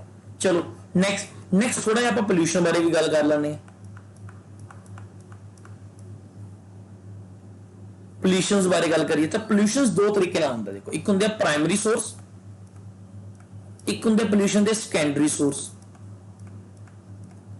ਕੀ ਹੁੰਦੇ ਆ, ਇੱਕ ਹੁੰਦੇ ਆ ਸੈਕੰਡਰੀ ਸੋਰਸ। ਪ੍ਰਾਇਮਰੀ ਦੇ ਵਿੱਚ ਕੀ ਆ ਜਾਏਗਾ, ਜਿਵੇਂ CO2 ਆ ਗਿਆ, ਠੀਕ ਹੈ, SO2 ਆ ਗਿਆ, NO2 ਆ ਗਿਆ, NO ਆ ਗਿਆ, ਠੀਕ ਹੈ, ਇਹ ਸਾਰੇ ਕਹਿ ਦਾਂਗੇ ਪ੍ਰਾਇਮਰੀ, ਠੀਕ ਹੈ। ਤੇ ਸੈਕੰਡਰੀ ਵਿੱਚ ਕੀ ਆਏਗਾ, ਆਪਾਂ ਸਾਰੇ ਅੱਗੇ ਡਿਟੇਲ ਕਰਾਂਗੇ। SO3 ਆ ਗਿਆ, HNO3 ਆ ਗਿਆ, ਠੀਕ ਹੈ, H2SO4 ਆ ਗਿਆ, ਇਹ ਸਾਰੇ ਕਿਹੜੇ ਹੋ ਸਕਦੇ ਆ, ਸੈਕੰਡਰੀ, ਠੀਕ ਹੈ। ਜੇ ਆਪਾਂ ਇਹਨੂੰ ਹੋਰ ਕਲਾਸੀਫਾਈ ਕਰੀਏ, ਜਿਹਨੂੰ ਆਪਾਂ ਹੋਰ ਕਲਾਸੀਫਾਈ ਕਰ ਰਹੇ ਹਾਂ, ਆਪਾਂ ਇਸ ਤਰ੍ਹਾਂ ਵੀ ਕਰ ਸਕਦੇ ਹਾਂ ਕਿ ਜੀ ਕੁਝ ਨੈਚੁਰਲ ਹੁੰਦੇ ਆ, ਕੁਝ ਜਿਹੜੇ ਹੁੰਦੇ ਆ ਮੈਨ ਮੇਡ ਹੁੰਦੇ ਆ, ਠੀਕ ਹੈ। ਨੈਚੁਰਲਸ ਦੇ ਵਿੱਚ ਕੀ ਆ ਗਏ ਕਿ ਜਿਹੜੇ ਨੇਚਰ ਕਰਕੇ, ਜਿਹੜੇ ਆਰਗੇਨਿਜ਼ਮ ਨੇਚਰਸ ਦੇ ਕਾਰਨ ਜਿਹੜੇ ਕੋਈ ਪੋਲਿਊਸ਼ਨਸ ਹੁੰਦੇ ਆ, ਤੇ ਮੈਨ ਮੇਡ ਦੇ ਵਿੱਚ ਕੀ ਆ ਜਾਣਗੇ, ਜਿਹੜੇ ਆਪਾਂ ਗੱਲ ਕਰੀਏ ਜਿਵੇਂ ਫੈਕਟਰੀਜ਼ ਦੇ ਵਿੱਚੋਂ ਕੋਈ ਧੂਆਂ ਕਰੀ ਜਾਂਦੇ ਆ, ਕੋਈ ਆਪਾਂ ਸਪਰੇਆਂ ਜ਼ਿਆਦਾ ਕਰ ਰਹੇ ਆ, ਜਾਂ ਇਹਨੂੰ ਆਪਾਂ ਆਰਟੀਫੀਸ਼ੀਅਲ ਵੀ ਕਹਿ ਸਕਦੇ ਆ, ਤਾਂ ਉਹ ਸਾਰਾ ਕੁਝ ਕਿਹਦੇ ਵਿੱਚ ਆ ਜਾਏਗਾ, ਮੈਨ ਮੇਡ ਦੇ ਵਿੱਚ ਆ ਜਾਏਗਾ। ਕਲੀਅਰ। ਹੁਣ ਪੋਲਿਊਸ਼ਨਸ ਨੂੰ ਆਪਾਂ ਦੋ ਤਰ੍ਹਾਂ ਦੇ ਆਪਾਂ ਇਹਨੂੰ ਪਾਰਟਸ ਹੋਰ ਆਪਾਂ ਗੱਲ ਕਰਦੇ ਆ। ਇੱਕ ਹੁੰਦੇ ਆ, ਇਹ ਨਾ ਟਰਮ ਆਈ ਹੋਈ ਹੈ ਸਾਈਨਰਗਿਜ਼ਮ। ਸਾਈਨਰਗਿਜ਼ਮ ਦਾ ਮਤਲਬ ਹੁੰਦਾ ਜਦੋਂ ਦੋ ਅਲੱਗ-ਅਲੱਗ ਜਿਹੜੇ ਦੋ ਛੋਟੇ-ਛੋਟੇ ਕੋਈ ਆਰਗੇਨਿਜ਼ਮ ਹੈ ਉਹ ਮਿਲ ਕੇ ਇੱਕ ਵੱਡਾ ਆਰਗੇਨਿਜ਼ਮ ਬਣਾ ਲੈਂਦੇ ਆ। ਦੋ ਛੋਟੇ-ਛੋਟੇ ਪੋਲਿਊਸ਼ਨ ਦੇ ਆਰਗੇਨਿਜ਼ਮ ਮਿਲ ਕੇ ਇੱਕ ਵੱਡਾ ਆਰਗੇਨਿਜ਼ਮ ਬਣਾ ਲੈਂਦੇ ਆ, ਤਾਂ ਉਹਨੂੰ ਬੋਲਦੇ ਆ ਸਾਈਨਰਗਿਜ਼ਮ। ਤੇ ਜੇਕਰ ਦੋ ਵੱਡੇ ਆਪਸ ਟਕਰਾ ਕੇ ਛੋਟੇ-ਛੋਟੇ ਬਣਾ ਲੈਂਦੇ ਆ, ਉਹਨੂੰ ਕੀ ਬੋਲਦੇ ਆ, ਐਂਟਾਗੋਨਿਜ਼ਮ। ਐਂਟਾਗੋਨਿਜ਼ਮ ਮਤਲਬ ਦੋ ਵੱਡੇ ਜਿਹੜੇ ਹੈਗੇ ਆ ਆਪਸ ਦੇ ਵਿੱਚ ਟਕਰਾ ਕੇ ਇੱਕ ਛੋਟੇ ਜਿਹੜੇ ਹੈਗੇ ਆ ਪੋਲਿਊਟੈਂਟਸ ਬਣਾ ਲੈਂਦੇ ਆ, ਠੀਕ ਹੈ। ਤਾਂ ਜਿਹੜਾ ਸਾਈਨਰਗਿਜ਼ਮ ਹੈਗਾ ਉਹ ਕੀ ਹੈ, ਦੋ ਛੋਟੇ ਜਿਹੜੇ ਹੈਗੇ ਆ ਮਿਲ ਕੇ ਇੱਕ ਵੱਡਾ ਜਿਹੜਾ ਹੈਗਾ ਪੋਲਿਊਟੈਂਟ ਬਣਾ ਦਿੰਦੇ ਆ। ਹੁਣ এনवायरमेंट ਦੇ ਵਿੱਚ ਤੁਹਾਨੂੰ ਅਰਥ ਦੀ ਲੇਅਰਸ ਬਾਰੇ ਪਤਾ ਹੋਣਾ ਚਾਹੀਦਾ ਹੈ। ਅਰਥ ਦੀ ਲੇਅਰਸ ਆਫ ਅਰਥ, ਤੁਹਾਨੂੰ ਇਸ ਚੀਜ਼ ਬਾਰੇ ਵੀ ਪਤਾ ਹੋਣਾ ਚਾਹੀਦਾ ਹੈ ਕਿ ਜੀ ਤੁਹਾਨੂੰ ਇਸ ਦੇ ਵਿੱਚੋਂ ਕੁਐਸਚਨ ਆ ਸਕਦਾ ਹੈ। ਆਪਾਂ ਲੇਅਰਸ ਦੀ ਗੱਲ ਕਰਦੇ ਨਾ ਕਿ ਜੀ ਇੱਕ ਲੇਅਰ ਹੈਗੀ ਹੈ ਜੀ, ਦੋ ਲੇਅਰ ਹੈਗੀ ਹੈ ਜੀ, ਤਿੰਨ ਲੇਅਰ ਹੈਗੀ ਹੈ ਜੀ, ਚਾਰ ਲੇਅਰ ਹੈਗੀ ਹੈ ਜੀ, ਪੰਜ ਲੇਅਰ ਹੈ। ਜਿਹੜੀ ਆ ਸਭ ਤੋਂ ਥੱਲੇ ਹੈ ਇਹਨੂੰ ਆਪਾਂ ਕੀ ਕਹਿੰਦੇ ਆ, ਟ੍ਰੋਪੋਸਫੀਅਰ।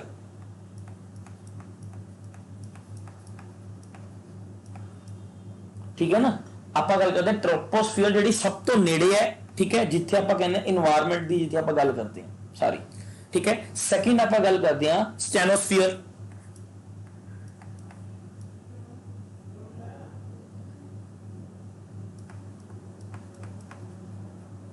ठीक है। स्टेनोस्फीयर दे विच याद रखियो जिथे एयरप्लेन्स उड़ते हैं, ओजोन दा होल है वो भी कितने होया स्टेनोस्फीयर। क्वेश्चन आ सकता है एयरप्लेन्स कितने उड़ते हैं, किहड़े लेयर दे विच, स्टेनोस्फीयर दे विच उड़ते हैं, ठीक है। ओजोन दी जिहड़ा लेयर है वो होल कितने होया है, स्टेनोस्फीयर च होया। याद रखियो ओजोन दी लेयर कितने है, स्टेनोस्फीयर च, ऑब्वियस है, ठीक है। फिर है मीसोस्फीयर, फिर आप गल करते हैं मीसोस्फीयर दी, ठीक है, जिथे गैसेस है। उस बाद आप गल करते हैं थर्मोस्फीयर, ठीक है। थर्मोस्फीयर की आप गल करते हैं। नेक्स्ट लास्ट आप गल करते हैं एक्सोस्फीयर, जिथे आप की है स्पेस, ਜਿਹੜੀਆਂ स्पेस है वो कितने बनदियां स्टेनोस एक्सोस्फीयर ਦੇ ਵਿੱਚ। ਤਾਂ ਤੁਹਾਨੂੰ ਇਹ ਲੇਅਰਸ ਬਾਰੇ ਵੀ ਪ੍ਰੋਪਰਲੀ ਪਤਾ ਹੋਣਾ ਚਾਹੀਦਾ ਹੈ ਕਿ ਕਿਹੜੀ ਕਿਹੜੀ ਲੇਅਰਸ ਹੈ, ਕਿਹਦੇ ਵਿੱਚ ਕੀ ਕੁਝ ਹੁੰਦਾ ਹੈ, ਇਹਦੇ ਨਾਲ ਰਿਲੇਟਡ ਕੁਐਸਚਨ ਆ ਸਕਦਾ ਹੈ, ਠੀਕ ਹੈ। ਹੁਣ ਆਪਾਂ ਕੁਝ ਪ੍ਰੋਬਲਮ ਜਿਵੇਂ ਆਪਾਂ ਗੱਲ ਕਰਦੇ ਹਾਂ SO2 ਵਗੈਰਾ ਦੀ ਗੱਲ ਕੀਤੀ, ਆਪਾਂ ਹੁਣ ਥੋੜਾ ਜਿਹਾ ਡਿਟੇਲ ਚ ਕਰਦੇ ਹਾਂ। ਇੱਕ ਹੁੰਦਾ ਸਲਫਿਊਰਿਕ ਜਾਂ ਸਲਫਿਊਰਿਕ ਸल्फर कह लो, डाइऑक्साइड, सल्फ्यूरिक डाइऑक्साइड। ये देखो सल्फ्यूरिक डाइऑक्साइड कदों होंदा है, लिख लो, produced bye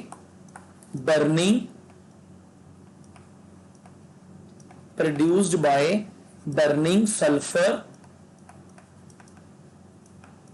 containing fossil fuel। Fossil fuel ਜਿਹੜੇ ਕਿਹੜੇ ਹੁੰਦੇ ਆ, ਜਿਹੜੇ ਪ੍ਰੋਪਰਲੀ ਜਲਦੇ ਨਹੀਂ, ਠੀਕ ਹੈ। ਜਦੋਂ ਆਪਾਂ ਸਲਫਰ ਕੰਟੇਨਿੰਗਸ ਨੂੰ ਜਿਹੜੇ ਹੈਗੇ ਆ ਜਿਵੇਂ ਕੋਲ ਹੋ ਗਿਆ, ਆਇਲ ਹੋ ਗਿਆ, ਇਹ ਜਦੋਂ ਪ੍ਰੋਪਰਲੀ ਨਹੀਂ ਜਲਦੇ ਉਹਦੇ ਕਰਕੇ ਕੀ ਬਣਦਾ ਸਲਫਿਊਰਿਕ ਡਾਈਆਕਸਾਈਡ। ਯਾਦ ਰੱਖਿਓ 1900 ਨਾ ਇਹਦਾ ਕਰ ਦੱਸਦੇ ਆ 1952 ਦੇ ਵਿੱਚ ਕੀ ਹੋਇਆ ਸੀਗਾ ਕਿ ਇੱਕ ਨਾ ਕਿਲਰ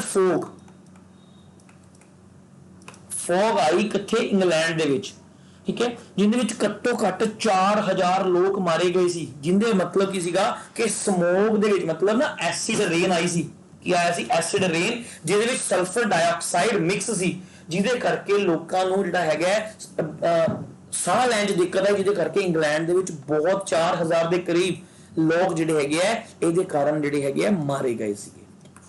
तां बड़ी जहरीली गैस है। एक नेक्स्ट हैगा जिहड़ी आपां गल कीती सी NO, वो की है nitro oxide, nitrogen oxide. Oxide जहर है सारियां, ठीक है ना। ये कदों हुंदा देखो जदों बर्निंग फॉसल फ्यूल, जदों फॉसल फ्यूल ओनली फॉसल, मैं सल्फर कंटेन्स की गल नहीं कर रहा, जदों फॉसल फ्यूल प्रॉपर तरीके नाल बर्न नहीं हुंदा, धुआं निकलदा बाइक्स चों, तां इहदा सब तो बड़ा रीजन है ऑटोमोबाइल्स, ठीक है, जेड़ा कि एसिड रेन ते स्मोक बनाने दे विच सब तो ज्यादा वड्डा कंट्रीब्यूशन इहदी रहिंदी है। सब तो ज्यादा वड्डी कंट्रीब्यूशन इहदी किहदे विच रहिंदी है, फॉग बनाने दे विच जेड़ा हैगे जां स्मोक बनाने दे विच। फिर हैगा हाइड्रोकार्बन, ठीक है। हाइड्रोकार्बन की गल करते हैं, हाइड्रोजन प्लस कार्बन, इहदे विच की हुंदा हाइड्रोजन प्लस कार्बन, ठीक है। इन्हां दे मिलन करके ये बनती है, ये भी स्मोक दे विच बड़ी कंट्रीब्यूशन करती है, बड़ी खतरनाक जिहड़ी हैगी है ये जहर है। नेक्स्ट वर्ड आया हुंदा है what is the full form of PM, तां प्रधानमंत्री ना लिख दियो, प्राइम मिनिस्टर ना लिख दियो, इहदा की हुंदा पार्टिकुलेट्स मैटर, मतलब इन शॉर्ट डस्ट की गल की गई है। किहदी गल की गई है, डस्ट की गल की गई है। ये ना अलग अलग साइज हुंदी है, एक हुंदा PM10,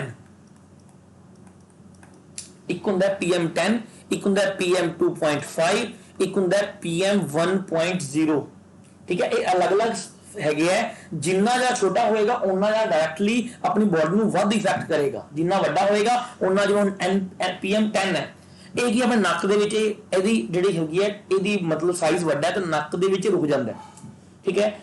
2.5 है वो अपने थोड़ा पेट तक चला जाता है, 1. सीधा अपने ब्लड दे विच घुल जाता है, तो इस तरीके दे नाल ये आपां नूं इफेक्ट करते हैं। PM पार्टिकुल मैट्रेट्स इहनूं बोलदे हैं, क्लियर। ਤਾਂ ਇਹ ਸਾਰੀਆਂ ਉਹ ਮੇਨ ਚੀਜ਼ਾਂ ਜਿਹੜੀਆਂ ਇਫੈਕਟ ਕਰਦੀਆਂ ਕਿਵੇਂ ਨਾ ਕਿਵੇਂ ਪਰਸਨ ਨੂੰ ਅਲੱਗ-ਅਲੱਗ ਤਰੀਕੇ ਦੇ ਨਾਲ। ਹੁਣ ਉਹ ਤਾਂ ਨਾਰਮਲੀ ਤਾਂ ਸਾਨੂੰ ਆਂਦਾ ਹੀ ਹੋਏਗਾ। ਦੇਖੋ ਜੀ ਵਾਟਰ ਪੋਲਿਊਸ਼ਨ ਕੀ ਹੁੰਦਾ ਹੈ, ਦੋ ਤਰੀਕੇ ਨਾਲ ਹੁੰਦਾ ਹੈ ਵਾਟਰ ਪੋਲਿਊਸ਼ਨ, ਉਹ ਤਾਂ ਕਰ ਲਵਾਂਗੇ ਨਾ। ਮੈਂ ਫਿਰ ਵੀ ਥੋੜਾ ਦੱਸਣਾ ਹੈ ਕਿ ਦੋ ਤਰੀਕੇ ਨਾਲ ਹੁੰਦਾ ਜੀ। ਇੱਕ ਤਾਂ ਹੁੰਦਾ ਪੁਆਇੰਟ ਸੋਰਸ, ਠੀਕ ਹੈ, ਇੱਕ ਆਪਾਂ ਗੱਲ ਕਰ ਸਕਦੇ ਹਾਂ ਨॉन ਪੁਆਇੰਟ ਸੋਰਸ। ਇਹ ਕੁਐਸਚਨ ਆ ਸਕਦੇ ਤਾਂ ਕਰਕੇ ਤੁਹਾਨੂੰ ਦੱਸਣਾ। ਹੁਣ ਪੁਆਇੰਟ ਸੋਰਸ ਕੀ ਹੈ, ਜਿਹੜੇ ਜੋ ਇੱਕ ਜਗ੍ਹਾ ਤੇ ਖੜੀ ਚੀਜ਼ ਵਿੱਚ ਜਾ ਰਹੇ ਹਨ, ਜਿਵੇਂ ਫੈਕਟਰੀ ਤੋਂ ਕੋਈ ਚੀਜ਼ ਆ ਰਹੀ ਸਿੱਧਾ ਇੱਕੋ ਜਗ੍ਹਾ ਤੇ ਖੜੀ ਹੈ ਉੱਥੋਂ ਜਾ ਰਹੇ ਹੈ। ਨॉन ਪੁਆਇੰਟ ਜਿਹੜੇ ਹੈਗੇ ਜਿਹੜੇ ਅਲੱਗ-ਅਲੱਗ ਸੋਰਸਿਸ ਤੋਂ ਜਿੱਥੇ ਡਾਟਾ ਅਲੱਗ-ਅਲੱਗ ਸੋਰਸਿਸ ਰਾਹੀਂ ਕੋਈ ਚੀਜ਼ ਪਹੁੰਚ ਰਹੀ ਹੈ ਉਹ ਸਾਰੇ ਨॉन ਪੁਆਇੰਟਸ ਦੇ ਵਿੱਚ ਆ ਜਾਣਗੇ। ਤਾਂ ਇਹ ਸੀਗਾ ਤੁਹਾਡਾ ਸਾਰਾ ਮੇਨ ਕਨਸੈਪਟ, ਠੀਕ ਹੈ। ਇਹ ਸਾਰਾ ਸੀ ਤੁਹਾਡਾ ਮੇਨ ਕਨਸੈਪਟ। ਥੋੜਾ ਜਿਹਾ ਵੇਵਸ ਬਾਰੇ ਦੇਖਣਾ ਤਾਂ ਉਹ ਵੀ ਦੇਖ ਲਓ, ਇਹ ਵੀ ਇਨਵਾਇਰਨਮੈਂਟ ਦਾ ਪਾਰਟ ਹੀ ਹੈ। ਦੇਖੋ ਵੇਵਸ ਦੀ ਆਪਾਂ ਗੱਲ ਕਰਦੇ ਹਾਂ, ਲਹਿਰਾਂ ਦੀ ਗੱਲ ਕਰਦੇ ਹਾਂ, ਤਾਂ ਇੱਕ ਹੁੰਦੀਆਂ ਪੀ ਵੇਵਸ ਜਿਹੜੀਆਂ ਪ੍ਰੋਪਰ ਇਸ ਤਰ੍ਹਾਂ ਸਿੱਧੀਆਂ, ਠੀਕ ਹੈ। ਇੱਕ ਹੁੰਦੀਆਂ ਐਸ ਵੇਵਸ ਜਿਹਦਾ ਕੀ ਹੁੰਦਾ ਜਿਹੜੀਆਂ ਕੀ ਹੈ ਇਸ ਤਰ੍ਹਾਂ ਹਲਕਾ ਫੁਲਕਾ ਜਿਹਾ, ਠੀਕ ਹੈ ਨਾ। ਇੱਕ ਆਪਾਂ ਗੱਲ ਕਰ ਸਕਦੇ ਹਾਂ, ਆਪਾਂ ਗੱਲ ਕਰਦੇ ਹਾਂ ਐਲ ਵੇਵਸ, ਲਵ ਵੇਵ ਬੋਲਦੇ ਆ ਨੂੰ, ਲਵ ਵੇਵਸ ਬੋਲਦੇ ਆ, ਜਿਹਦੀ ਗੱਲ ਜਿਹਨੂੰ 1911 ਦੇ ਵਿੱਚ AEH ਲਵ ਉਹਨਾਂ ਨੇ ਡਿਫਾਈਨ ਕੀਤਾ ਸੀਗਾ, ਉਹਨਾਂ ਨੇ ਇਹਦੇ ਤੇ ਕੰਮ ਕੀਤਾ ਸੀ। ਸਭ ਤੋਂ ਫਾਸਟਰ ਹੁੰਦੀਆਂ, ਠੀਕ ਹੈ। ਇਹ ਵੇਵਸ ਜਿਹੜੀਆਂ ਹੈਗੀਆਂ ਸਭ ਤੋਂ ਜ਼ਿਆਦਾ ਫਾਸਟਰ ਵੇਵਸ ਜਿਹੜੀਆਂ ਹੈਗੀਆਂ ਉਹ ਕਿਹਨੂੰ ਮੰਨਿਆ ਜਾਂਦਾ ਹੈ, ਲਵ ਵੇਵ, ਜਿਹੜੀਆਂ ਸਾਈਡ ਬਾਏ ਸਾਈਡ, ਜਿਹੜੀਆਂ ਸਾਈਡ ਬਾਏ ਸਾਈਡ ਜਿਹੜਾ ਹੈਗੀਆਂ ਐਕਟਿਵ ਜਿਹੜੀਆਂ ਜਾਂਦੀਆਂ, ਮਤਲਬ ਮੂਵ ਕਰਦੀਆਂ। ਕਲੀਅਰ। ਹੁਣ ਆਪਾਂ ਪਿੱਛੇ ਗੱਲ ਕਰ ਚੁੱਕੇ ਹਾਂ ਰਿਸੋਰਸਿਸ ਦੀ ਜਾਂ એનર્ਜੀ ਦੇ ਸੋਰਸਿਸ ਦੀ ਗੱਲ ਕਰ ਚੁੱਕੇ ਹਾਂ। ਤਾਂ ਸੋਰਸਿਸ ਦੋ ਤਰੀਕੇ ਦੇ ਹੁੰਦੇ, ਇੱਕ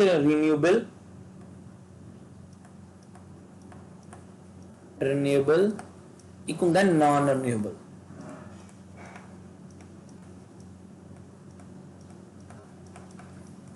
ਰੀਨਿਊਏਬਲ ਜਿਹਨੂੰ ਦੁਬਾਰਾ ਆਪਾਂ ਪ੍ਰਾਪਤ ਕਰ ਸਕਦੇ ਹਾਂ, ਨਾਨ ਰੀਨਿਊਏਬਲ ਜਿਹਨੂੰ ਆਪਾਂ ਇੱਕ ਵਾਰੀ ਖਤਮ ਹੋਣ ਦੇ ਬਾਅਦ ਦੁਬਾਰਾ ਪ੍ਰਾਪਤ ਨਹੀਂ ਕਰ ਸਕਦੇ, ਤਾਂ ਉਹ ਸਾਰੇ ਕਿਹਦੇ ਵਿੱਚ ਆ ਜਾਣਗੇ, ਆਪਣੇ ਨਾਨ ਰੀਨਿਊਏਬਲ। ਤਾਂ ਇਹ ਬੇਸਿਕ ਕਨਸੈਪਟ ਹੈਗਾ ਇਨਵਾਇਰਨਮੈਂਟ ਲਈ। ਹੁਣ ਆਪਾਂ ਥੋੜੀ ਜੀ ਆਪਾਂ ਗੱਲ ਕਰ ਲੈਂਦੇ ਹਾਂ, ਆਪਾਂ ਥੋੜਾ ਜਿਹਾ ਹੁਣ ਆਪਾਂ ਗੱਲ ਕਰਦੇ ਹਾਂ ਇਨਵਾਇਰਨਮੈਂਟਲ ਐਜੂਕੇਸ਼ਨ। ਆਪਾਂ ਗੱਲ ਕਰਦੇ ਹਾਂ ਇਨਵਾਇਰਨਮੈਂਟ ਐਜੂਕੇਸ਼ਨ ਬਾਰੇ ਗੱਲ ਕਰਾਂਗੇ।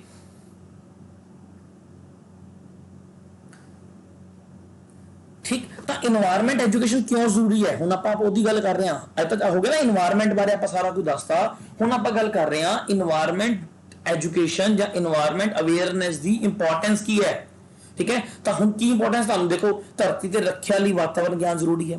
ਕੁਦਰਤੀ ਢਾਂਚੇ ਨੂੰ ਕਾਇਮ ਰੱਖਣ ਦੇ ਲਈ, ਜਨਸੰਖਿਆ ਨੂੰ ਸੰਤੁਲਨ ਕਰਨ ਦੇ ਲਈ ਇਹਦੀ ਲੋੜ ਹੈ। ਕੁਦਰਤੀ ਸਮੇਂ ਦੀ ਸੁਰੱਖਿਆ ਲਈ ਵਾਤਾਵਰਣ ਵਿਗਿਆਨ ਹੋਣਾ ਚਾਹੀਦਾ ਹੈ। ਇਸ ਨਾਲ ਵਾਤਾਵਰਣ ਸੰਬੰਧੀ ਖੋਜਾਂ, ਰਿਸਰਚਿਸ, ਉਹਨੂੰ ਜਿਹੜਾ ਹੈਗਾ बढ़ावा ਮਿਲਦਾ ਹੈ, ਠੀਕ ਹੈ। ਵਾਤਾਵਰਣ ਜਿਹੜਾ ਹੈਗਾ ਵਿਗਿਆਨਿਕ ਰਾਸ਼ਟਰੀ ਤੇ ਅੰਤਰਰਾਸ਼ਟਰੀ ਪੱਧਰ ਤੇ ਵਾਤਾਵਰਣ ਸੁਰੱਖਿਆ ਪ੍ਰੋਗਰਾਮਾਂ ਬਾਰੇ ਪਤਾ ਲੱਗਦਾ ਹੈ। ਵਾਤਾਵਰਣ ਸਮੱਸਿਆ ਦੇ ਗਿਆਨ ਨੂੰ ਸੁਧਾਰ ਕਿਵੇਂ ਕੀਤਾ ਜਾ ਸਕਦਾ ਹੈ, ਪੋਜ਼ਿਟਿਵ ਦ੍ਰਿਸ਼ਟੀਕੋਣ ਪੈਦਾ ਹੁੰਦਾ ਹੈ, ਪਿਆਰ, ਹਮਦਰਦੀ, ਭਾਈਚਾਰਾ ਭਾਵਨਾ, ਉਹ ਸਾਰਾ ਵਿਗਿਆਨਿਕ ਸੰਭਵਤਾ ਤਾਂ ਹੀ ਹੋ ਸਕਦੀ ਹੈ ਜੇਕਰ ਇਨਵਾਇਰਨਮੈਂਟਲ ਲੋਕਾਂ ਨੂੰ ਅਵੇਅਰਨੈਸ ਹੋਏਗੀ। ਹੁਣ ਆਪਾਂ ਗੱਲ ਕਰਦੇ ਹਾਂ ਸਕੋਪ। ਲਾਸਟ ਆਪਾਂ ਗੱਲ ਕਰ ਰਹੇ ਹਾਂ ਇਨਵਾਇਰਨਮੈਂਟ ਐਜੂਕੇਸ਼ਨ। ਜਿਹੜੀ ਆਪਾਂ ਪਹਿਲਾਂ ਇਨਵਾਇਰਨਮੈਂਟ ਐਜੂਕੇਸ਼ਨ ਦੀ ਗੱਲ ਕੀਤੀ ਸੀ, ਉਹਦਾ ਸਕੋਪ ਕੀ ਹੈ, ਖੇਤਰ ਕੀ ਹੈ, ਬਹੁਤ ਵਾਈਡਰ ਸਕੋਪ ਹੈ, ਠੀਕ ਹੈ। ਇਨਵਾਇਰਨਮੈਂਟ ਬਾਰੇ ਗਿਆਨ ਮਿਲੇਗਾ, ਪੋਲਿਊਸ਼ਨਸ ਬਾਰੇ ਮਿਲੇਗਾ, ਪੋਪੂਲੇਸ਼ਨ ਬਾਰੇ। ਹੁਣ ਆਪਾਂ ਗੱਲ ਕੀਤੀ ਹੈ ਨਾ ਕਿ ਜੀ ਆਪਣੇ ਜਿਹੜਾ ਹੈਗਾ ਯੂਨੀਅਨ ਮਿਨਿਸਟਰ ਨੇ ਕਿਹਾ ਸੀਗਾ ਕਿ 2050 ਤੱਕ ਪੋਪੂਲੇਸ਼ਨ ਇੰਨੀ ਜ਼ਿਆਦਾ ਹੋ ਜਾਏਗੀ ਕਿ ਫੂਡ ਕ੍ਰਾਈਸਿਸ ਆ ਜਾਏਗਾ, ਠੀਕ ਹੈ। ਵਾਟਰ ਕ੍ਰਾਈਸਿਸ ਤਾਂ ਹੁਣੀ ਬੋਲ ਰਹੇ ਆ 2035 ਤੱਕ ਕਹਿ ਰਹੇ ਕਿ ਵਾਟਰ ਕ੍ਰਾਈਸਿਸ ਆ ਸਕਦਾ ਹੈ। ਤਾਂ ਉਸ ਚੀਜ਼ ਦੀ ਨੌਲੇਜ ਕਦੋਂ ਹੋਏਗੀ, ਲੋਕਾਂ ਨੂੰ ਕਿਵੇਂ ਪਤਾ ਲੱਗੇਗਾ ਕਿ ਕਿਵੇਂ ਕੰਟਰੋਲ ਕੀਤਾ ਜਾ ਸਕਦਾ ਪੋਪੂਲੇਸ਼ਨ ਨੂੰ, ਕਿਵੇਂ ਇਨਵਾਇਰਨਮੈਂਟ ਪੋਲਿਊਸ਼ਨ ਨੂੰ ਰੋਕਿਆ ਜਾ ਸਕਦਾ, ਉਹ ਤਾਂ ਹੀ ਪਤਾ ਲੱਗੇਗਾ ਜੇਕਰ ਇਹਦੇ ਨਾਲ ਰਿਲੇਟਡ ਐਜੂਕੇਸ਼ਨ ਹੋਏਗੀ, ਠੀਕ ਹੈ। ਹੁਣ ਹੋਰ ਨੈਕਸਟ ਆਪਾਂ ਪੁਆਇੰਟ ਕੀ ਕਰ ਸਕਦੇ ਹਾਂ, ਵਾਤਾਵਰਣ ਦੀ ਸਮੱਸਿਆਵਾਂ ਬਾਰੇ ਪਤਾ ਲੱਗੇਗਾ, ਫਿਜ਼ੀਕਲ ਹੈਲਥ ਬਾਰੇ ਮਿਲੇਗਾ, ਇਕੋਸਿਸਟਮ ਆਪਾਂ ਗੱਲ ਕੀਤੀ ਹੈ ਇਕੋਸਿਸਟਮ ਦੀ, ਤਾਂ ਇਕੋਸਿਸਟਮ ਜਿਹੜਾ ਹੈਗਾ ਉਹਦੇ ਬਾਰੇ ਲੋਕਾਂ ਨੂੰ ਪਤਾ ਲੱਗੇਗਾ। ਲਾਜ਼, ਇਨਵਾਇਰਨਮੈਂਟ ਨਾਲ ਰਿਲੇਟਡ ਕਿਹੜੇ ਕਿਹੜੇ ਲਾਅ ਹੈ, ਠੀਕ ਹੈ, ਕਿਹੜੇ ਕਿਹੜੇ ਡੇਜ਼ ਹੈ, ਆਪਾਂ ਗੱਲ ਕਰਾਂਗੇ ਅੱਗੇ ਦੀ ਡੇਜ਼ ਹੈ, ਉਹਦੇ ਨਾਲ ਰਿਲੇਟਡ ਪਤਾ ਲੱਗੇਗਾ। ਨੈਚੁਰਲ ਰਿਸੋਰਸਿਸ ਬਾਰੇ ਪਤਾ ਲੱਗੇਗਾ ਤੇ ਪ੍ਰੋਟੈਕਸ਼ਨ ਇਹਦੇ ਨਾਲ ਕਰ ਸਕਾਂਗੇ। Environmental protection on environmental education, ਵਾਤਾਵਰਣ ਸੁਰੱਖਿਆ ਨਾਲ ਸੰਬੰਧਿਤ ਯੋਜਨਾਵਾਂ ਜਿਹੜੀਆਂ ਹੈਗੀਆਂ ਉਹ ਤਿਆਰ ਹੋ ਸਕਦੀਆਂ। ਤਾਂ ਇਹ ਆਪਾਂ ਗੱਲ ਕੀਤਾ ਦੇਖੋ ਸਾਰਾ ਇਨਵਾਇਰਨਮੈਂਟਲ ਅਵੇਅਰਨੈਸ ਨਾਲ ਰਿਲੇਟਡ, ਇਹ ਆਪਾਂ ਸਾਰਾ ਸਮਝਿਆ ਕਿ ਜੀ ਇਨਵਾਇਰਨਮੈਂਟ ਕੀ ਹੁੰਦਾ ਹੈ, ਇਨਵਾਇਰਨਮੈਂਟਲ ਅਵੇਅਰਨੈਸ ਕੀ ਹੁੰਦਾ ਹੈ, ਕਿਵੇਂ ਇਹਦੇ ਵਿੱਚ ਚੇਂਜਸ ਹੋ ਸਕਦੀਆਂ ਹੈ, ਕਿਵੇਂ ਅਸੀਂ ਜਿਹੜਾ ਹੈਗਾ ਇਹਨੂੰ ਬਚਾ ਸਕਦੇ ਹਾਂ। ਠੀਕ ਹੈ, ਉਸ ਬਾਅਦ ਆਪਾਂ ਇਨਵਾਇਰਨਮੈਂਟ ਐਜੂਕੇਸ਼ਨ ਦੇ ਸਕੋਪ ਬਾਰੇ ਗੱਲ ਕੀਤੀ, ਨੀਡਸ ਬਾਰੇ। ਹੁਣ ਆਪਾਂ ਗੱਲ ਕਰ ਰਹੇ ਹਾਂ ਕੁਝ ਇੰਪੋਰਟੈਂਟ ਡੇਜ਼ ਜਿਹੜੇ ਇਨਵਾਇਰਨਮੈਂਟ ਨਾਲ ਰਿਲੇਟਡ ਹੈਗੇ ਆ। ਦੇਖੋ ਮੈਂ ਤੁਹਾਨੂੰ ਸਾਰੇ ਡੇਜ਼ ਦੱਸਦੇ ਜਿਹੜੇ ਇਨਵਾਇਰਨਮੈਂਟ ਨਾਲ ਸੰਬੰਧਿਤ ਹੈ, ਸਾਰੇ ਦੇ ਸਾਰੇ ਤੁਹਾਨੂੰ ਲਿਖਵਾ ਦਿੱਤੇ ਹੈ। ਠੀਕ ਹੈ, ਪਰ ਤੁਸੀਂ ਇਹਦੇ ਵਿੱਚੋਂ ਉਹ ਇੰਪੋਰਟੈਂਟ, ਮੈਂ ਤੁਹਾਨੂੰ ਨਾਲ ਨਾਲ ਉਹ ਵੀ ਟਿਕ ਕਰਵਾ ਦੇਣਾ ਹੈ ਕਿ ਉਹ ਇੰਪੋਰਟੈਂਟ ਡੇਜ਼ ਜਿਹੜੇ ਬਹੁਤ ਜ਼ਿਆਦਾ ਇੰਪੋਰਟੈਂਟ ਹੈ, ਜਿਹਦੇ ਪੇਪਰ ਦੇ ਵਿੱਚ ਜਿਹੜੇ ਮੋਸਟਲੀ ਪੇਪਰ ਦੇ ਵਿੱਚ ਆਏ ਹੋਏ ਹੈ, ਮੈਂ ਨਾਲ ਨਾਲ ਉਹ ਤੁਹਾਨੂੰ ਦੱਸਦਾ ਰਹਾਂਗਾ ਕਿ ਜੀ ਇਹ ਡੇਜ਼ ਇੰਪੋਰਟੈਂਟ ਹੈ, ਇਹਨੂੰ ਟਿਕ ਕਰਦੇ ਰਹੀਓ ਜਾਂ ਇਸ ਕੁਐਸਚਨਸ ਨੂੰ ਚੰਗੀ ਤਰ੍ਹਾਂ ਯਾਦ ਕਰ ਲਿਓ। ਇਹ ਆਪਾਂ ਨੈਸ਼ਨਲ ਤੇ ਇੰਟਰਨੈਸ਼ਨਲ ਡੇਜ਼ ਪਹਿਲਾਂ ਫੈਬ ਦੇ ਕਰ ਰਹੇ ਹਾਂ। 2 ਫੈਬ ਨੂੰ ਕੀ ਹੈ, ਵਰਲਡ ਵੈਟਲੈਂਡ ਡੇ। 2 ਫੈਬ ਨੂੰ ਕੀ ਹੈ, ਵਰਲਡ ਵੈਟਲੈਂਡ ਡੇ। 27 ਨੂੰ ਆਪਾਂ ਗੱਲ ਕਰ ਇੰਟਰਨੈਸ਼ਨਲ ਪੋਲਰ ਬੀਅਰ ਡੇ। ਠੀਕ ਹੈ, ਆ ਜਰੂਰ ਯਾਦ ਰੱਖਿਓ ਕਿਹੜਾ ਨੈਸ਼ਨਲ ਹੈ ਕਿਹੜਾ ਇੰਟਰਨੈਸ਼ਨਲ ਹੈ। ਠੀਕ ਹੈ, ਜੇ 28 ਫੈਬ ਦੀ ਮੈਂ ਗੱਲ ਕਰ ਰਿਹਾ ਤਾਂ ਉਹਨੂੰ ਆਪਾਂ ਕੀ ਬੋਲ ਸਕਦੇ ਹਾਂ, ਆਪਾਂ ਬੋਲ ਸਕਦੇ ਹਾਂ ਕੀ ਹੈ, ਨੈਸ਼ਨਲ ਸਾਇੰਸ ਡੇ। ਹੁਣ ਇਹਦੀ ਡਿਟੇਲ ਕਰਨ ਦੀ ਲੋੜ ਨਹੀਂ। ਦੇਖੋ ਠੀਕ ਹੈ, ਜੇ ਮੈਨੂੰ ਮੇਰੀ ਵੀਡੀਓ ਦੇ ਉੱਪਰ ਕਮੈਂਟ ਕਰ ਦਿਓ ਜੇ ਤੁਹਾਨੂੰ ਲੱਗਦਾ ਹੋਇਆ ਕਿ ਸਰ ਇਹ ਡੇਜ਼ ਕਿਉਂ ਮਨਾਏ ਜਾਂਦੇ ਹੈ। ਠੀਕ ਹੈ, ਰੀਜ਼ਨ ਦੇਖਣਾ ਹੈ। ਠੀਕ ਹੈ, ਜੇ ਰੀਜ਼ਨ ਫਾਈਂਡ ਆਊਟ ਕਰਨਾ ਹੈ ਤਾਂ ਮੈਨੂੰ ਮੈਸੇਜ ਕਰ ਦਿਓ, ਮੈਂ ਤੁਹਾਨੂੰ ਰੀਜ਼ਨ ਵੀ ਦੱਸ ਦਾਂਗਾ, ਹਰ ਇੱਕ ਡੇ ਦਾ ਰੀਜ਼ਨ ਦੱਸ ਦਾਂਗਾ ਕਿ ਜੀ ਇਹਨੂੰ ਵੈਟਲੈਂਡ ਡੇ ਕਿਉਂ ਮਨਾਇਆ ਜਾਂਦਾ ਹੈ, ਸਾਇੰਸ ਡੇ ਨੈਸ਼ਨਲ ਕਿਉਂ ਮਨਾਇਆ ਜਾਂਦਾ ਹੈ, ਕੀ ਹੋਇਆ ਸੀ, ਮੈਂ ਤੁਹਾਨੂੰ ਸਭ ਕਰਾ ਦਾਂਗਾ। ਪਰ ਐਨਟੀਟੀ ਦੇ ਐਗਜ਼ਾਮ ਦੇ ਦੇਖੋ UGC ਦਾ ਨੈਟ ਦਾ ਪੇਪਰ ਦੇਣਾ ਹੈ, UGC ਦਾ ਪੇਪਰ 1 ਜੇਕਰ ਕੋਈ ਤਿਆਰ ਕਰ ਰਿਹਾ ਹੈ, ਠੀਕ ਹੈ, ਉਹਦੇ ਲਈ ਉਹਨੂੰ ਡਿਟੇਲ ਥੋੜੀ ਪੜ੍ਹ ਲੈਣੀ ਚਾਹੀਦੀ ਹੈ ਕਿ ਸ਼ਾਇਦ ਕੋਈ ਕਰੰਟਲੀ ਕੁਐਸਚਨ ਬਣਾਦਾ। ਪਰ ਇਹਦੇ ਵਿੱਚੋਂ ਐਨਟੀਟੀ ਦੇ ਪੇਪਰ ਦੇ ਲਈ ਮੈਨੂੰ ਨਹੀਂ ਲੱਗਦਾ ਕਿ ਤੁਹਾਨੂੰ ਇਸ ਤੋਂ ਇਲਾਵਾ ਇੰਨੇ ਕੰਟੈਂਟ ਤੁਹਾਨੂੰ ਨਾ ਤਾਂ ਕਿਤੋਂ ਮਿਲਣਾ ਹੈ ਤੇ ਨਾ ਹੀ ਇਸ ਤੋਂ ਬਾਅਦ ਤੁਹਾਨੂੰ ਕੁਝ ਕਰਨ ਦੀ ਲੋੜ ਹੈਗੀ। ਤਾਂ ਆਪਾਂ ਹੁਣ ਗੱਲ ਕਰ ਰਹੇ ਹਾਂ 3 ਮਾਰਚ ਦੀ, ਜਿਹੜਾ ਕੀ ਮੁੱਲ ਆਂਦਾ ਹੈ world wide, very very important ਹੈ, ਪੇਪਰ ਕੁਐਸਚਨ ਆ ਸਕਦਾ ਹੈਗਾ। ਠੀਕ ਹੈ, ਇੰਪੋਰਟੈਂਟ ਪॉइंट ਨਾਲ ਲਿਖਦਾ ਰਹੂੰਗਾ। International day of action of rivers 14 March, world sparrow day important. 21 March ਨੂੰ ਕੀ ਮਨਾਇਆ ਜਾਂਦਾ ਹੈ, ਵਰਲਡ ਫੋਰੈਸਟ ਡੇ ਵੀ ਮਨਾਇਆ ਜਾਂਦਾ ਹੈ, ਵਰਲਡ ਪਲਾਂਟਿੰਗ ਡੇ ਮਨਾਇਆ ਜਾਂਦਾ ਹੈ, ਵਰਲਡ ਵੁੱਡ ਡੇ ਵੀ ਮਨਾਇਆ ਜਾਂਦਾ ਹੈ। ਠੀਕ ਹੈ, 22 March world water day sanitisation day important, very important. World resource day ਕਦੋਂ ਮਨਾਇਆ ਜਾਂਦਾ ਹੈ, 23 ਮਾਰਚ ਨੂੰ ਮਨਾਇਆ ਜਾਂਦਾ ਹੈ। ਹੁਣ ਆਪਾਂ ਅਪ੍ਰੈਲ ਦੇ ਮੰਥ ਦੀ ਗੱਲ ਕਰ ਰਹੇ ਹਾਂ, 7 ਨੂੰ ਵਰਲਡ ਹੈਲਥ ਡੇ ਇੰਪੋਰਟੈਂਟ। ਵਰਲਡ ਐਟਮੋਸਫੀਅਰ ਡੇ 10 ਅਪ੍ਰੈਲ। 18 ਨੂੰ ਵਰਲਡ ਹੈਰੀਟੇਜ ਡੇ ਤੇ 22 ਨੂੰ ਕੀ ਗੱਲ ਕਰ ਰਹੇ ਹਾਂ, ਵਰਲਡ ਅਰਥ ਡੇ ਕੀ, ਵੈਰੀ ਵੈਰੀ ਇੰਪੋਰਟੈਂਟ। ਵਰਲਡ ਅਰਥ ਡੇ ਕੁਐਸਚਨ ਆ ਸਕਦਾ ਹੈ, ਕਦੋਂ ਮਨਾਇਆ ਜਾਂਦਾ ਹੈ, 22 ਅਪ੍ਰੈਲ। ਮਈ ਮੰਥ ਦੀ ਗੱਲ ਕਰ ਰਹੇ ਹਾਂ, 3 ਮਈ ਨੂੰ ਕੀ ਹੈ, ਇੰਟਰਨੈਸ਼ਨਲ એનર્ਜੀ ਡੇ। ਠੀਕ ਹੈ, ਵਰਲਡ ਮਾਈਗ੍ਰੇਟ ਬਰਡਸ ਡੇ 8 ਮਈ ਨੂੰ ਮਨਾਇਆ ਜਾਂਦਾ ਹੈ। ਨੈਸ਼ਨਲ ਟੈਕਨੋਲੋਜੀ ਡੇ ਵੈਰੀ ਇੰਪੋਰਟੈਂਟ 11 ਮਈ। 14 ਮਈ ਨੂੰ ਕੀ ਮਨਾਇਆ ਜਾਂਦਾ ਹੈ, ਦੇਖੋ 14 ਮਈ ਨੂੰ ਕੀ ਮਨਾਇਆ ਜਾਂਦਾ ਹੈ, ਐਂਡੇਮਿਕ ਬਰਡ ਡੇ। 22 ਮਈ ਨੂੰ ਕੀ ਮਨਾਇਆ ਜਾਂਦਾ ਹੈ, ਬਾਇਓਡਾਇਵਰਸਿਟੀ ਡੇ। 23 ਨੂੰ ਕੀ ਮਨਾਇਆ ਜਾਂਦਾ ਹੈ, ਵਰਲਡ ਪ੍ਰੋਟੀਅਰ ਡੇ। ਜੂਨ ਦੇ ਮੰਥ ਦੀ ਗੱਲ ਕਰ ਰਹੇ ਹਾਂ, ਵੈਰੀ ਵੈਰੀ ਇੰਪੋਰਟੈਂਟ, ਜੇ ਕੁਐਸਚਨ ਆਇਆ ਤਾਂ ਬਹੁਤ ਚਾਂਸ ਹੈ। ਵਰਲਡ এনवायरमेंट ਡੇ 5 ਜੂਨ। 8 ਨੂੰ ਕੀ ਮਨਾਇਆ, ਵਰਲਡ ਓਸ਼ੀਅਨ ਡੇ ਵੈਰੀ ਇੰਪੋਰਟੈਂਟ। ਠੀਕ ਹੈ, ਕੋਰਲ ਟ੍ਰਾਇੰਗਲ ਡੇ 9 ਜੂਨ। 15 ਨੂੰ ਗਲੋਬਲ ਵਿੰਡ ਡੇ ਤੇ 17 ਜੂਨ ਨੂੰ ਕੀ ਮਨਾਇਆ ਜਾਂਦਾ ਹੈ, world day to combat diversification and droughts. ਉਹ ਕਦੋਂ ਮਨਾਇਆ ਜਾਂਦਾ ਹੈ, 17 ਜੂਨ ਨੂੰ ਮਨਾਇਆ ਜਾਂਦਾ ਹੈ। ਜੁਲਾਈ ਮੰਥ ਦੀ ਆਪਾਂ ਕਿਹੜੇ ਮੰਥ ਦੀ ਗੱਲ ਕਰ ਰਹੇ ਹਾਂ, ਜੁਲਾਈ। ਆਹ ਕੁਐਸਚਨ ਦੇਖੋ ਪੇਪਰ ਵਿੱਚ ਆ ਸਕਦਾ ਹੈ, ਵੈਰੀ ਇੰਪੋਰਟੈਂਟ ਹੈ, ਕੁਐਸਚਨ ਆ ਸਕਦਾ ਹੈ। ਵਨ ਮਹੋਤਸਵ ਕਦੋਂ ਮਨਾਇਆ ਜਾਂਦਾ ਹੈ, 1 ਜੁਲਾਈ ਤੋਂ ਲੈ ਕੇ 7 ਜੁਲਾਈ ਦਾ ਇਹ ਡੇ ਹੈ, ਇਹ ਵਨ ਮਹੋਤਸਵ ਮਨਾਇਆ ਜਾਂਦਾ ਹੈ। ਠੀਕ ਹੈ, 3 ਜੁਲਾਈ ਨੂੰ ਵਰਲਡ ਸੀ ਬਰਡ ਡੇ। 11 ਨੂੰ ਵਰਲਡ ਪਾਪੂਲੇਸ਼ਨ ਡੇ ਵੈਰੀ ਇੰਪੋਰਟੈਂਟ।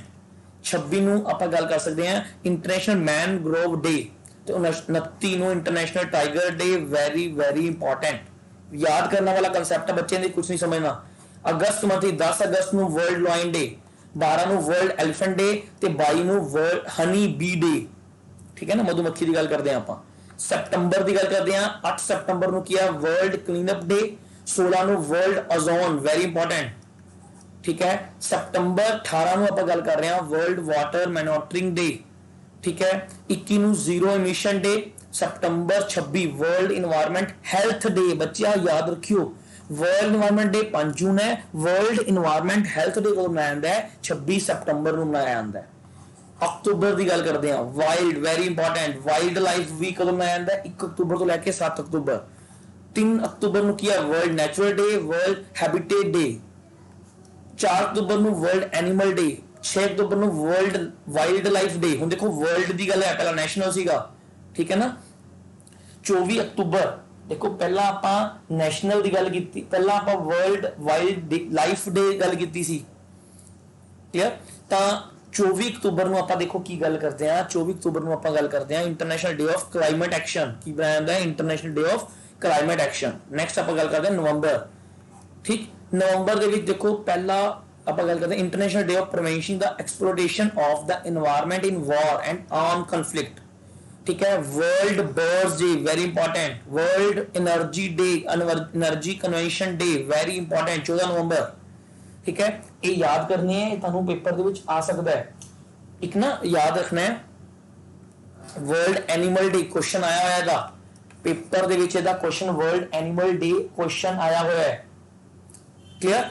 ता इहदे विच कोई भी तरह की गलती नहीं करनी स्टूडेंट्स। नेक्स्ट देखो, नेक्स्ट लास्ट आप हुण गल कर रहे हैं दिसंबर मंथ की गल कर रहे हैं।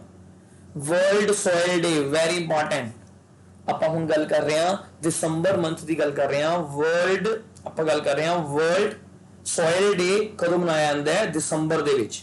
ਨੈਕਸਟ 11 ਦਸੰਬਰ ਨੂੰ ਆਪਾਂ ਗੱਲ ਕਰਦੇ ਹਾਂ ਇੰਟਰਨੈਸ਼ਨਲ ਮਾਊਂਟੇਨ ਡੇ। 11 ਦਸੰਬਰ ਨੂੰ ਆਪਾਂ ਗੱਲ ਕਰਦੇ ਹਾਂ ਇੰਟਰਨੈਸ਼ਨਲ ਮਾਊਂਟੇਨ ਡੇ 11 ਦਸੰਬਰ ਤੇ 14 ਦਸੰਬਰ ਨੂੰ ਗੱਲ ਕਰਦੇ ਹਾਂ ਨੈਸ਼ਨਲ એનર્ਜੀ ਕਨਵੈਨਸ਼ਨ ਡੇ। ਕਦੋਂ ਗੱਲ ਕਰਦੇ ਹਾਂ? ਨੈਸ਼ਨਲ એનર્ਜੀ ਕਨਵੈਨਸ਼ਨ ਡੇ। ਤਾਂ ਬੱਚੇ ਇਹ ਸਾਰੇ ਦੇਖੋ ਆਪਾਂ ਡੇਜ਼ ਹੈ, ਇਹ ਆਪਾਂ ਸਾਰੇ ਹੁਣ ਕਿਹਦੀ ਗੱਲ ਕਰ ਰਹੇ ਹਾਂ? ਇਹ ਆਪਾਂ ਡੇਜ਼ ਦੀ ਗੱਲ ਕਰ ਰਹੇ ਹਾਂ।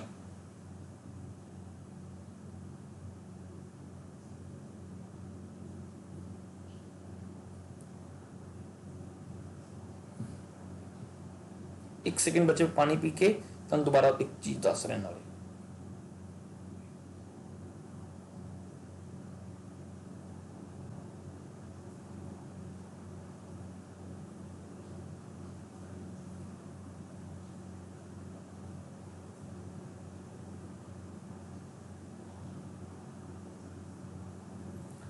बच्चे एक ना थोड़ा जिहा नाले एक गलती है सही कर लियो।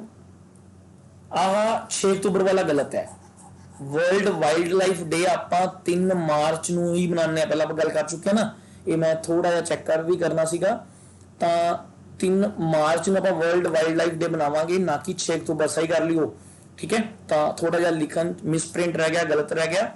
ਤਾਂ ਇਹ ਸਾਰੇ ਦੇਖੋ ਆਪਣੇ ਸੀ ਇੰਪੋਰਟੈਂਟ ਡੇਜ਼ ਜਿਹਨੂੰ ਆਪਾਂ ਡਿਸਕਸ ਕੀਤਾ। ਇਹ ਸੀ ਸਾਰਾ ਆਪਣਾ এনवायरमेंट ਦਾ ਟੌਪਿਕ। ਇਸ ਤੋਂ ਇਲਾਵਾ ਇਸ ਦੇ ਵਿੱਚ ਕੁਝ ਵੀ ਨਹੀਂ ਆਏਗਾ। ਜੋ ਕੁਝ ਸੀ এনवायरमेंट ਨਾਲ ਰਿਲੇਟਡ ਆਪਾਂ ਹਰ ਇੱਕ ਚੀਜ਼ ਡਿਸਕਸ ਕਰ ਚੁੱਕੇ ਆ। ਤਾਂ ਵੀਡੀਓ ਨੂੰ ਪਲੀਜ਼, ਜੇ ਤੁਹਾਨੂੰ ਵੀਡੀਓ ਅੱਛੀ ਲੱਗੀ ਹੋਵੇ, ਤੁਹਾਨੂੰ ਲੱਗਿਆ ਹੋਵੇ ਕਿ ਅਸੀਂ ਮਿਹਨਤ ਕਰ ਰਹੇ ਹਾਂ, ਤਾਂ ਪਲੀਜ਼ ਇੱਕ ਲਾਈਕ ਜ਼ਰੂਰ ਕਰ ਦਿਆ ਕਰੋ, ਸ਼ੇਅਰ ਕਰ ਦਿਆ ਕਰੋ ਉਹਨਾਂ ਬੱਚਿਆਂ ਤੱਕ ਜੋ ਬੱਚੇ ਪੇ ਨਹੀਂ ਕਰ ਸਕਦੇ, ਅਕੈਡਮੀਜ਼ ਦੇ ਵਿੱਚ ਜਿਹੜਾ ਹੈਗਾ ਪੜ੍ਹਾਈ ਨਹੀਂ ਕਰ ਸਕਦੇ, ਤਾਂ ਕਿ ਉਹ ਵੀ ਐਨਟੀਟੀ ਪੇਪਰ ਜਿਹੜਾ ਹੈਗਾ ਆਪਣਾ ਐਨਟੀਟੀ ਦੇ ਐਗਜ਼ਾਮ ਨੂੰ ਕਲੀਅਰ ਕਰ ਸਕਣ। ਸਾਡਾ YouTube ਚੈਨਲ ਸਬਸਕ੍ਰਾਈਬ ਕਰੋ।